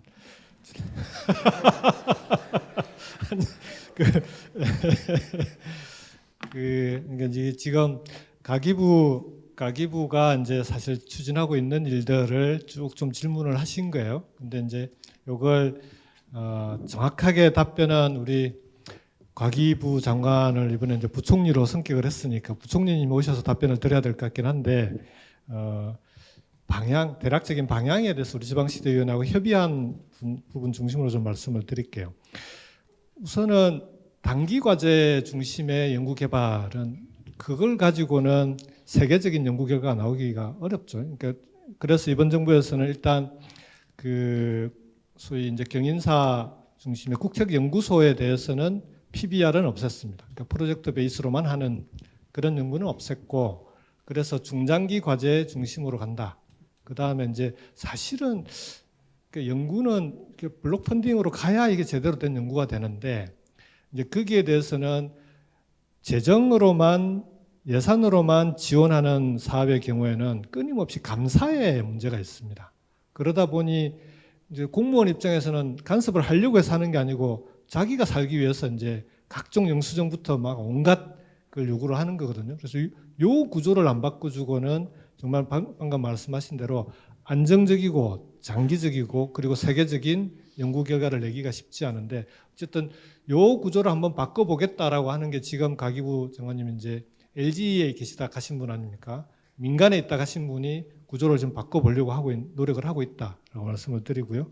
그리고 이제 지역별로 전략적인 그런 또 어떻게 배치하려고 하냐, 이게 이제 고민입니다. 근데 우리나라는 근데 이미 권역별로 강점이 있는 전략 분야들이 어느 정도는 있습니다. 그걸 이제 살리는 게 중요하고요. 아까 뭐 지역별로 제조업 일자리는 청년들이 잘 안 가려고 한다. 그럼 그 제조업들은 다 외국의 이주 노동자들로 채울 거냐? 그건 아니고 지역에 있는 제조업들의 경우에도 그러니까 그 동안에는 스마트화, 그린화 중심으로 이제 전환을 해왔는데 앞으로는 AI 전환이 함께 가야 되거든요. 그렇게 해서 지역에 있는 주요 제조업 산업들은 AI 전환을 통한 AX를 통한 제대로 된 청년들이 갈 만한 일자리로 함께 만들지 않으면 좋은 일자리가 늘어날 수가 없습니다. 그래서 이제 그런 방향으로도 지역의 산업들을 한번 키워 나갈 거고요. 그런 것까지 연계해서 전략 산업들을 권역별로 배치를 하겠다는 거고요. 다만 과거에는 전략 산업 배치가 여기는 반도체, 여기는 바이오, 여기는 뭐 방산 이런 식으로 배치하는 방식이었다면 그건 안 맞습니다. 반도체만 하더라도 한 단계만 내려가도 다양한 분야들이 있잖아요. 그렇게 해서 그 분야별로 세분화해서 전략산업 분야를 정해야 그 지역이 인재 양성부터 기업의 투자까지 같이 만들어질 수 있는 거기 때문에 그래서 뭐 반도체만 하더라도 사실은 용인에 주로 투자를 하고 있지만 지역에 투자할 수 있는 그런 분야들도 꽤 있지 않습니까? 전력 반도체도 그렇고 여러 가지 구체적으로 들어가면 그건 지역별로 분화해서 전략 산업을 정할 수 있도록 협의는 그 방향으로 하고 있습니다. 그래서 이게 늦어도 내년 3월까지는 권역별로 전략 산업 분야 성장 엔진이 될 만한 부분들은 산업부를 중심으로 선정을 할 계획이고요. 그 과정에 지방시도위원회가 각 지역의 대학 정부와 함께 지방 정부와 함께 지역의 요청 사항들을 이제 일종의 플랫폼 역할을 하면서 함께 결론을 만들어내려고 추진을 하고 있습니다. 질문해 주신 거에 대해서도 전반적으로 답변을 해 주셨습니다. 사실 지역대학이 경쟁력을 가지려면 훌륭한 인재를 키워내는 것에도 있지만 훌륭한 연구 결과를 내는 데도 있거든요. 또 이에 대해서 지방시대위원회 차원에서는 또 어떤 생각 가지고 계신지 답변을 주셨고요. 이어서는 학부모님께서 질문을 준비하고 계시는데 우리 박지윤 학부모님께 마이크 넘겨드리도록 하겠습니다. 네, 안녕하세요. 저는 고등학교 3학년 학생을 자녀로 둔 학부모입니다. 오늘 말씀을 들으면서 우리 아이가 취업을 할 때쯤이면은 좀 더 발전한 지역이 될 수 있지 않을까 기대해 보게 됐습니다. 지방시대 남학생인가요? 여학생입니다. 네, 지방시대의 성공은 결국에는 이 지역의 인재들이 지역 안에서 얼마만큼 만족감을 얻는지 또 비전을 찾을 수 있는지에 달려 있는 것 같은데요. 현재는 이렇게 우수한 지역 인재들이 수도권으로 대규모로 유출되면서 지역 대학들이 심각한 위기를 겪고 있습니다. 특히 경북대학교 같은 지역 거점 국립대학교에서 예전의 명성을 잃어가고 있다 이런 지역민들의 우려가 심화되고 있는데요. 학부모로서 저희 자녀들이 좀 자부심을 가지고 지역 대학교에 진학을 해서 수도권 대학의 졸업생들과 동등하거나 그 이상의 양질의 어떤 기회를 받을 수 있기를 간절히 바라고 있습니다. 카이스트나 포항공대 같은 경우에는 지역에 위치하고 있지만 세계적으로 유능한 그런 인재들을 유치하고 있잖아요. 그래서 경북대학 같은 지역 거점 국립대학에서도 이런 유치를 위해서 어떻게 좀 노력을 해야 될지 그리고 또 정부에서나 아니면은 위원장님 개인적으로 그런 지원 방안들이 좀 혁신적이고 좀 파격적인 그런 방안이 있는지 한번 여쭤보고 싶습니다. 예, 제가 개인적으로 해가지고는 안 될 거고요. 그러니까 왜 우리 학생들이 수도권 대학으로만 계속 가려고 하냐? 아까 말씀드렸던 대로 결국은 대학을 졸업한 이후에 일자리 문제 아니겠습니까? 그래서 이 문제를 해결하려면 수도권 대학이 서열화되어 있고 서열화되어 있는 대학들을 졸업해서 입시 경쟁이라고 하는 게 결국은 서열화된 대학의 1등부터 저 끝까지 한 줄로 세워서 차례대로 보내는 요 구조가 우리의 대학 입시 구조거든요. 이 구조를 남겨놓고는 답이 없습니다. 대한민국의 미래가 없습니다. 서울대 10개 만들기는 한 줄로는 안 된다는 거예요, 이제는. 최소 10줄 만들어야 되고 10줄이 아니라 20줄, 30줄이 돼야 된다는 겁니다. 예를 들면 대구 경북 지역의 전략 산업이 로봇이 이쪽은 아무래도 이제 로봇산업진흥원도 있고 집중적으로 투자를 해왔는데 로봇 분야가 대구 경북 지역의 전략 산업 분야면 성장 엔진으로 국가적으로 키워나갈 분야다 그러면 최소한 로봇과 관련된 분야의 전공 학부 학과 대학원은 수도권이 아니라 일로 와야죠. 로봇에 관심 있는 학생들은 전국에 어디에 있는 학생이든 나는 로봇 국립과 관련된 일을 해보고 싶어. 그러면 어딜 갈까라고 하면은 대구 경북에 있는 대학을 먼저 찾게 만들어야 된다는 거예요.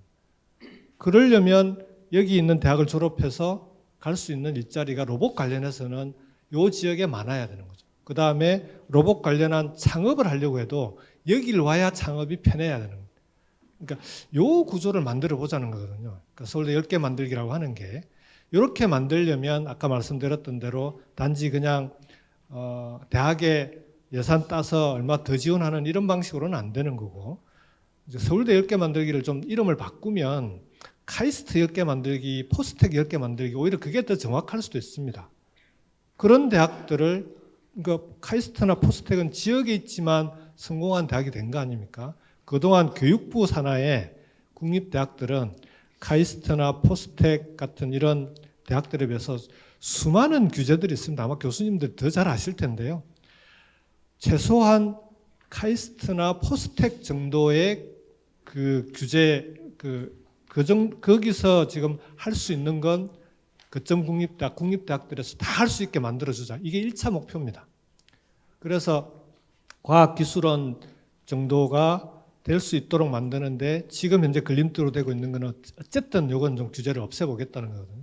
예를 들어 그렇게 해야만 세계적인 석학을 모셔오자라고 얘기를 하는데, 아니면은 국내 우리 한국 출신의 뛰어난 로봇 분야의 인재 교수님을 모셔와야 되는데 지금은 아마 경북대에서는 불가능할걸요. 지금의 그 연봉이나 이런 정도 구조로는. 왜냐하면은 그 교수 한 분이 오시는 게 아니고요. 하고 있는 연구 과제도 가지고 오고 함께 연구하는 석박사들을 포함해서 팀이 와야 되는데, 그렇게 오려면 최소 10억, 20억 이상의 연봉 10억, 20억 이상의 투자를 하지 않으면 모셔올 수가 없어요. 그걸 가능하게 해주겠다는 겁니다. 그래서 그래야만 지역 대학이 실제로 세계적인 대학으로, 그러니까 국내뿐만 아니라 세계적인 대학으로 클 수 있는 그런 구조가 가능하고, 그 구조가 가능하게끔 필요한 투자는 집중해서 하겠다는 겁니다. 이걸 뭐 전국에 다 하면은 그 예산이 남아나겠습니까? 그래서 이 지역에, 이 권역에 꼭 필요로 하는 전략산업 분야만큼은 그렇게 한번 만들어 보자는 거고요. 그렇게 하면 그 지금 이제 입시를 준비하는 학생들의 경우에도 이제 자기가 가고 싶은 분야에 따라서 어디를 선택할 수 있는, 그렇게 돼야 되지 않겠습니까? 지금은 그렇게 안 하잖아요. 성적 따라 지원하잖아요. 그러니 애들 얼마나 힘들겠습니까? 그래야 대한민국의 초중고의 교육도 정상화가 가능합니다. 네, 알겠습니다. 말씀하셨던 것처럼 건강한 교육 환경을 위해서 또 지역 대학에 결국 살아남기 위해서는 한 가지 기준만으로 1등을 세우는 게 아니라 다양한 기준과 다양한 매력과 강점으로 여러 개의 1등을 만들자. 또 이런 중점적인 메시지가 있으셨던 것 같아요. 자, 이렇게 해서 지방대학 경쟁력 확보에 대한 이야기를 좀 나눠봤고요. 이어서는 지방시대위원회에서의 청년 문제입니다. 이 부분에 대해선 김상천 학생이 준비를 하고 있는데 김상천 학생, 네, 질문 받아보도록 하겠습니다. 네, 안녕하십니까. 경북대학교 사범대학 윤리교육과 2학번 김상천이라고 합니다. 강연 정말 잘 들었습니다. 저는 지방시대에 있어서 가장 중요한 건 사실 지방에서 살게 될 청년들의 경험, 이자 청년들의 생각, 생활이지 않을까 생각을 합니다. 그래서 미래에서 지역을 꾸려나갈 청년 세대가 미래 지방시대의 핵심일 텐데요. 현재 대통령 직속 지방시대위원회 구성원 중에 사실 청년 세대의 참여 비율이 좀 낮은 것 같습니다. 아무래도 찾아보니까 법률상 전문가 중에 국민의 신망이 두터운 자를 위촉할 수 있도록 되어 있기 때문인 것 같은데요. 위원회 내의 숫자적인 비율도 개선이 되어야 하겠고, 또 지역에 실제로 거주하거나 활동하는 다양한 배경의 청년들, 예를 들면 저처럼 수도권에서 살다가 이제 비수도권에 와서 정착을 할 결심을 한 청년들이라든가, 스타트업 청년들이나 농어촌 청년들 같은 다양한 청년들의 의견을, 실질적인 목소리를 어떻게 수렴하고 정책에 반영하기 위한 구체적이고 실효성 있는 방안이 무엇이 있을지 위원장님의 의견을 여쭙고 싶습니다. 감사합니다. 예, 쉽게 얘기하면 뒷조사를 다 해봤다는 말씀이신가요? 우리 이제 지방시대위원회가 위원회 구조라, 위원회는 위원들을 위촉하게 되어 있습니다. 우리 위원들이 총 39분이 있는데 그 중에 이제 18분은 장관들이고, 관련 부처 장관들이고 19분이 18분, 21분이 이제 민간위원인데 말씀하신 건 민간의원 중에 청년이 이제 없다는 말씀이신데 사실은 이제 그 문제는 대통령실하고도 계속 적어도 30대 아무래도 한 40대의 청년 40대가 청년이라고 하기엔 좀 그렇긴 하지만 그렇게라도 좀 위촉해야 된다 하고 이제 노력은 하고 있는데 그 부분은 앞으로 이제 위원들이 계속 바뀌어 나가니까 저희들도 좀 그 지적을 겸허히 받아서 추진을 하려고 합니다. 이제 그러면은 그럼 청년들의 의사를 전달할 통로가 없는 거냐? 그건 아니고요. 이제 본위원들이 있고 그 밑에 전문위원회와 특별위원회가 있습니다. 그래서 전문위원회에는 지방 청년 특위가 따로 있습니다. 왜냐하면은 이게 이제 전체 청년위원회로 해놓으니까 이게 수도권 비수도권이라고 하는 게 사실은 수도권 청년과 비수도권 청년의 처지가 대단히 많이 다른데 묶여서 얘기를 하면 그냥 청년 일반의 얘기들만 되는 경우가 많아요. 그런 건 지방시대위원회가 다룰 사안은 아닌 거죠. 오히려 지방시대위원회는 지방에 있는 청년들의 좀 독특한 처지 또는 지방의 여러 가지 여건들을 가지고 어떻게 이 청년들이 지역에서 살만한 곳으로 만들어갈 수 있을지 뭐가 필요한지 이런 걸 논의해야 되니까 그래서 지방청년특별위원회가 있고요. 그리고 이제 그 특위를 지원하는 그런 이제 기획단에서 이제 지원을 하고 있습니다. 이게 근데 계속해서 이제 이 부분은 위원들도 이제 중간중간에 바꿔 나가고 하는데 아무래도 이제 그 전체 다 해도 30여 명 내외니까 이게 이제 전국적으로 하더라도 이게 또 공모를 하는 것도 아니고 늘 추천을 받아서 하니까 실질적으로 이제 현장에서는 제대로 그런 기회나 이런 걸 접하기가 어렵게 돼 있어서 지금 이제 그거는 좀 열어보려고 합니다. 우리 이제 지방시대위원회 홈페이지에 들어가 보시면은 그 통로가 없어요. 온라인으로 의견을 전달할 통로가 이전 정부는 그런 거 다 막아놨더라고요. 그래서 이제 그걸 지금 열고 있는 중입니다. 그렇게 하고 그런 이제 또 지역을 직접 찾아가서 지역의 청년들과 함께 토론하고 하는 그런 기회를 많이 만들어야 그래야만 현장에 답이 있는 거거든요. 현장에 계신 분들의 얘기를 들어야 실제 답을 찾을 수가 있습니다. 그래서 그런 방향으로 적극적으로 수렴하려고 노력하고 있습니다. 열심히 하겠습니다. 네, 여러분 들으셨죠? 또 지방 청년들의 목소리를 듣기 위해서 또 창구를 여실 예정이라고 하니까 여러분의 많은 관심 보내주시고 또 사실 많이 괴롭혀 드려야 또 더 나은 지방 시대를 위해서 발전이 있지 않을까 하는 생각도 들고요. 알겠습니다. 자, 이렇게 지금 질문 이어가 보고 있는데요. 이제 마지막 주제만을 남기고 있습니다. 사실 지금 살짝 시간이 오버가 돼서 빠르게 질문을 받고 빨리 답변을 하면서 마무리를 해보도록 할게요. 이어지는 질문은요. 김용조 학생이 준비를 하고 있는데 네, 발언 부탁드립니다. 네, 위원장님 안녕하십니까. 도고동문학과에 재학하고 있는 김용조 학생입니다. 그 위원장님께서 해주신 그 5극 3특에 대해서 설명 잘 들었습니다. 그리고 인문학도로서 그 인문학의 어떤 중요성에 대해서 말씀하신 것에 대해서 감사드립니다.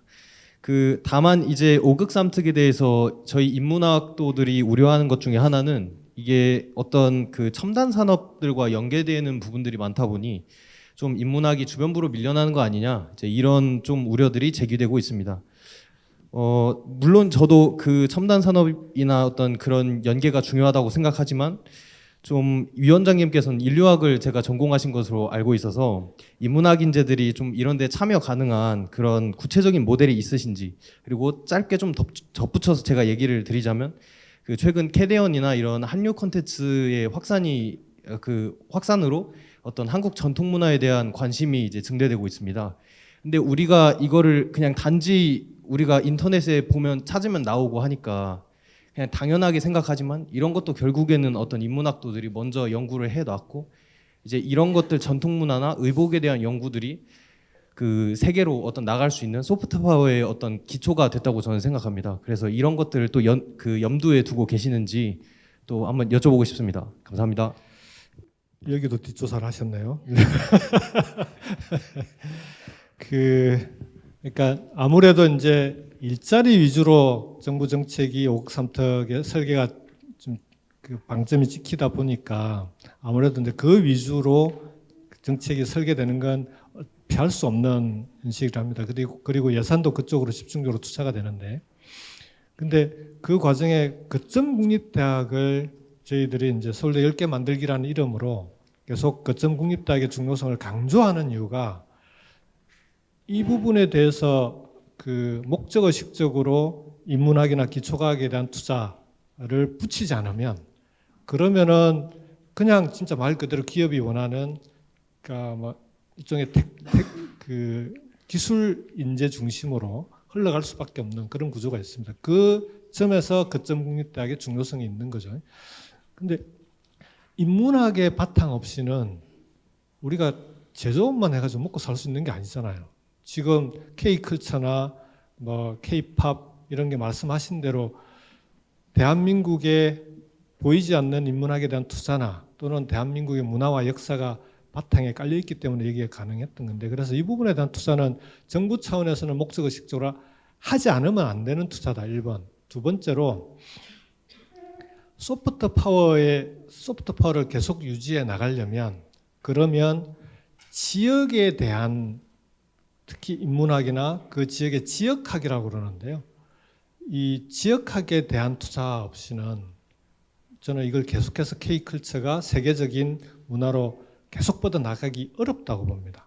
가장 지역적인 것이 가장 세계적인 것이라고 하는데 그동안 보면은 지방정부들이 그 지역학에 대한 투자가 되게 빈약해요. 우리나라 같은 경우는. 이 얘기는 뭔 얘기냐 그러면 혹시 여러분들 초중고 다닐 때 내가 살고 있는 지역이 어떤 역사와 문화 그렇게 배경을 가지고 쭉 우리 지역이 이 역사를 가져왔는지 이런 거 배운 적 있습니까? 사실은 뭐 어디 그 뭡니까 어디 체험 갈 때 뭐 박물관 뭐 이런 데 가서 듣는 거지 체계적으로 내가 살고 있는 지역이 이렇게 좋은 지역이야. 내가 살고 있는 지역이 이런 분들이 뛰어난 분들이 우리 지역에서 그 배출이 됐던 분들이고 우리 지역은 앞으로 이런 것 중심으로 키워나갈 수 있는 그런 잠재력을 갖고 있는 지역이야. 그래서 내가 이 지역 출신인 게 너무 자랑스러워. 이걸 가르치질 않아요. 근데 이건 그 지역에 대한 인문학이 바탕이 돼야 가능한 거거든요. 그래서 저는 앞으로 5국 3특이 지역을 대한민국 성장의 거점으로 만들어 나가려면 문화 엔터테인먼트도 지역의 문화 엔터테인먼트가 바탕이 돼야 되는 거죠. 수도권만 갖고 먹고 살 수 없는 거 아니겠습니까? 실제로 드라마나 보면은 다 촬영 지방에서 하잖아요. 그래서 이제는 그런 부분에 대해서 지방정부도 관심을 가지고 그리고 중앙정부도 마찬가지로 그런 데 대한 결국은 지역과 결합된 인문학을 키우지 않으면 대한민국이 제조업 외에 문화산업을 키우는 건 불가능하다. 그래서 그 부분에 대한 투자는 K컬처가 이렇게 커져 나가면 함께 투자를 하지 않을 수 없다. 이렇게 말씀을 드리겠습니다. 근데 그런 투자를 할 수 있는 사람들을 지방정부의 장으로 단체장으로 뽑아주셔야 돼요. 네, 알겠습니다. 워낙 말씀을 잘해주셔가지고 대답 듣느라 시간 가는 줄 모르겠습니다. 이제 또 빠르게 다음 질문 한번 넘어가 보도록 할게요. 이번에는 지역 소상공인께서 준비를 하고 계십니다. 김원빈 소상공인님께 또 마이크 넘겨드리겠습니다. 네, 안녕하십니까. 저희 지금 경대 북문에서 소상공인으로 활동하고 있는 김원빈이라고 합니다. 저는 간단하게 4호선 얘기를 조금 드리고 싶은데요. 저희 4호선이 이제 경전철로 이제 진행이 될 것 같은데 3호선 라인이랑 연결이 돼서 모노레일로도 진행이 가능한 걸로 생각을 듭니다. 근데 지금 일단은 예타도 다 진행이 돼버렸고 경전철로 진행이 될 것 같은데 그거에 대해서 한번 간단하게 어떤 의견이신지 얘기해 주시면 감사하겠습니다. 이건 진짜 경제부시장님 계셔야 되는데 그러니까 지역의 교통망 4호선, 3호선에 대한 구체적인 내용을 제가 답변드리는 건 조금 적절하지는 않은 것 같고요. 제가 직접 그 대구시의 뭐 대중교통 정책 자체를 다루고 있지는 않아서. 근데 지방의 요 대중교통망을 만드는 문제는 지방시대위원회의 핵심 사업 중에 하나입니다. 특히 그 권역별로 만드는 게 되게 중요한데 좀 전에 이제 4호선, 3호선 연결하는 게 소상공인 입장에서 왜 중요하냐 그러면 대중교통으로 교통의 편의성이 지역 단위에서 얼마나 확대해서 연결해 주느냐에 따라서 상권이 달라집니다. 그렇잖아요.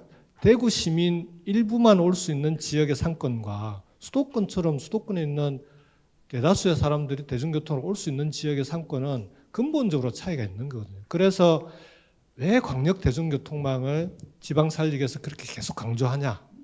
그게 뭐 이제 일자리 청년들의 일자리 출퇴근을 할 수 있는 일자리를 그 선택할 수 있는 범위를 넓히는 것도 있지만 지역의 상권, 지역의 특히 요즘은 이제 로컬 크리에이터라고도 하고 그 로컬에서 이제 소상공인 창업을 많이 하는데 그 창업을 한 친구들이 성공할 수 있는 여건은 가장 기본이 교통망이에요. 교통망 없이는 성공할 수 있는 기회라든지 그 조건이라고 하는 게 수도권과는 아예 출발부터 차이가 나는 거죠. 나도 모르게 차별을 받고 있는 겁니다. 그게 그 지역에 산다는 이유만으로.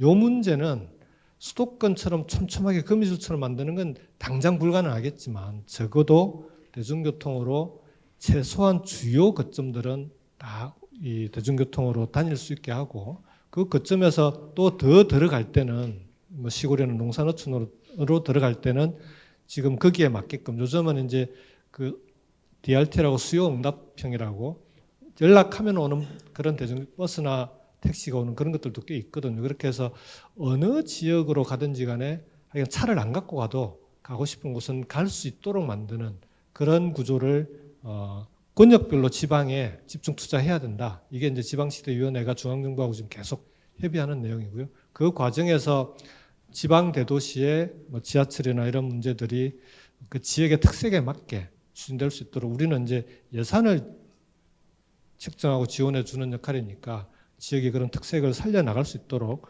지원을 늘릴 수 있는 그런 좀 후원군 역할은 제대로 하도록 하겠습니다.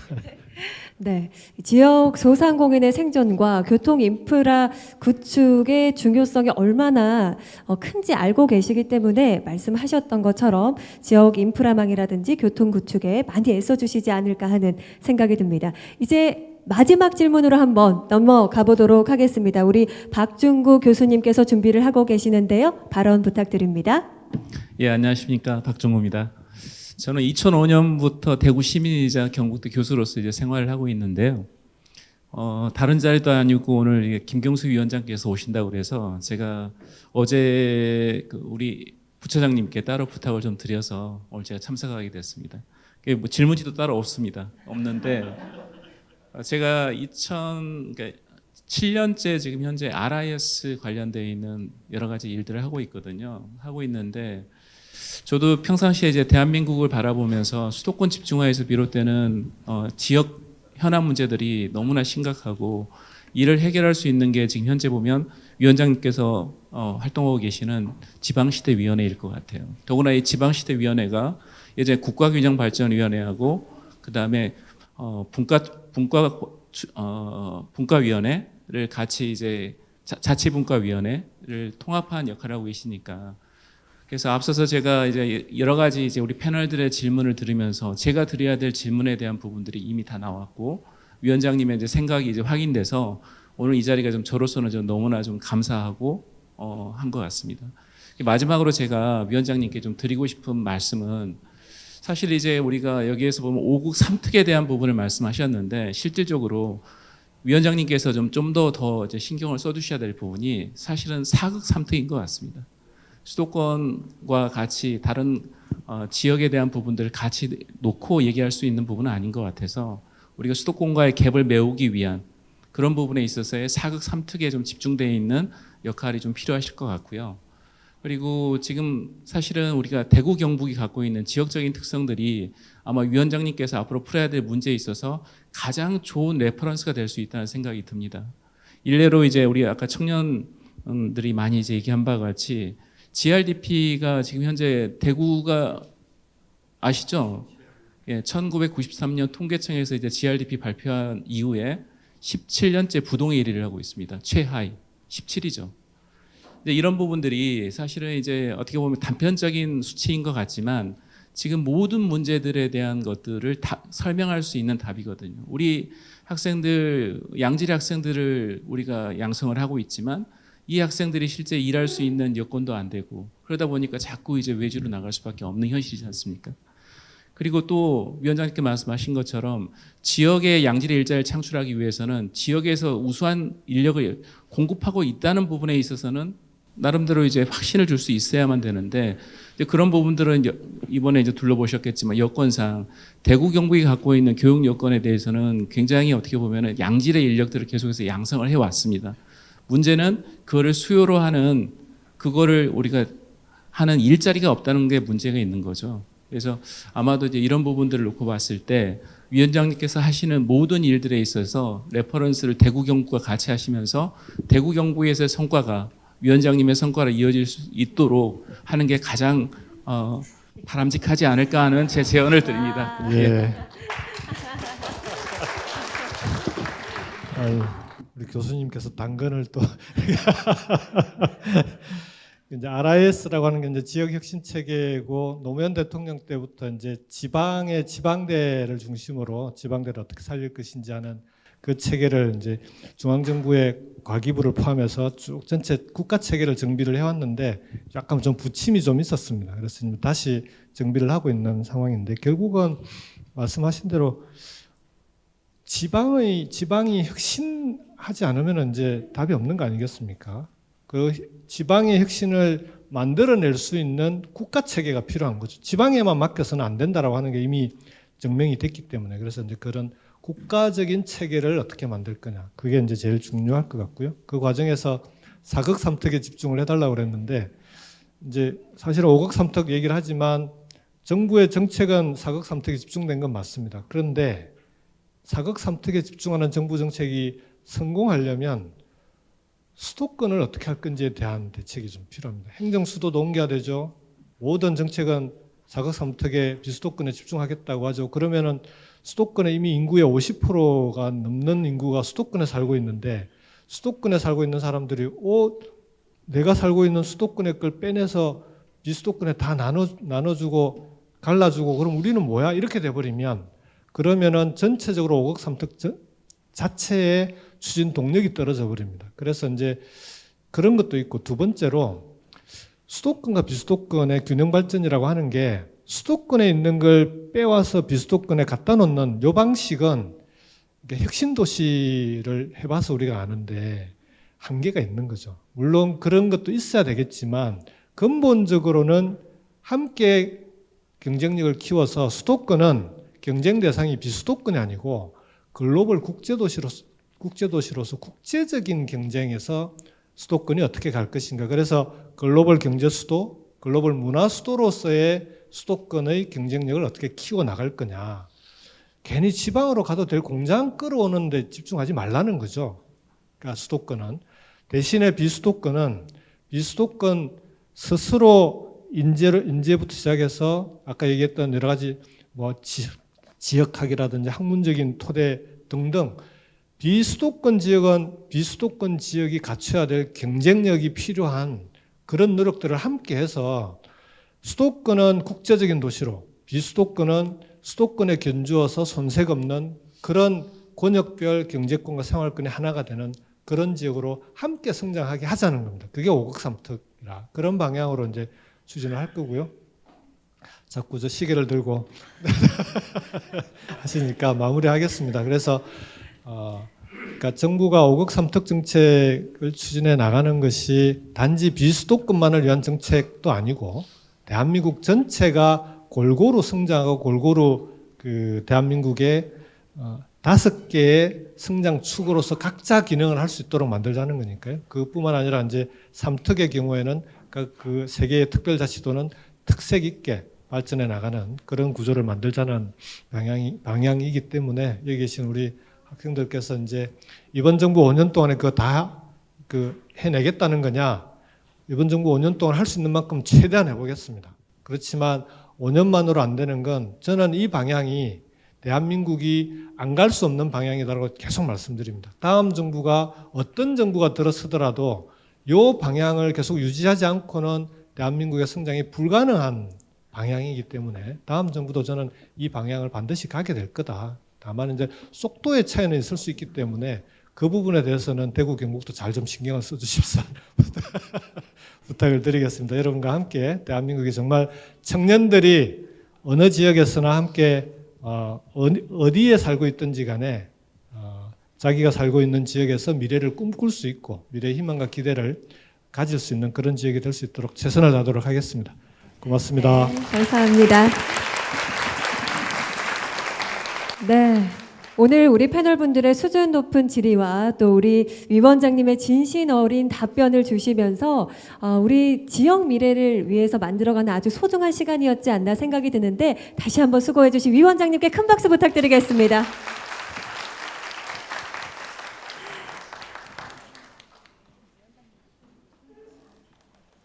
네, 이제 오늘 마지막 순서로 단체 사진 촬영하고 모두 마무리를 해보도록 할 텐데요. 우리 위원장님을 앞쪽으로 모시고 이 방향에서 찍어보도록 하겠습니다. 우리 학생 여러분들과 패널분들은 자리 지켜주시기 바라겠고요. 이쪽에서 우리 모든 학생들과 교수님들 또 지역민들이 다 담기게끔 사진 촬영 한번 진행을 해보도록 하겠습니다. 우리 함께 하고 계시는 분들은 그대로 자리 지켜주시면 되겠고요. 네, 우리 위원장님과 함께 오늘 이 자리를 기념해보는 사진 남기면서 오늘 이 시간 모두 마무리를 해보도록 하겠습니다. 네, 우리 내빈분들 가운데 자리해 주시고요. 여러분들 얼굴 굉장히 잘 나올 거라는 거 알죠? 그래서 환한 미소로 경북대의 힘, 지역의 힘을 또 사진으로 한번 보여주시기 바라겠습니다.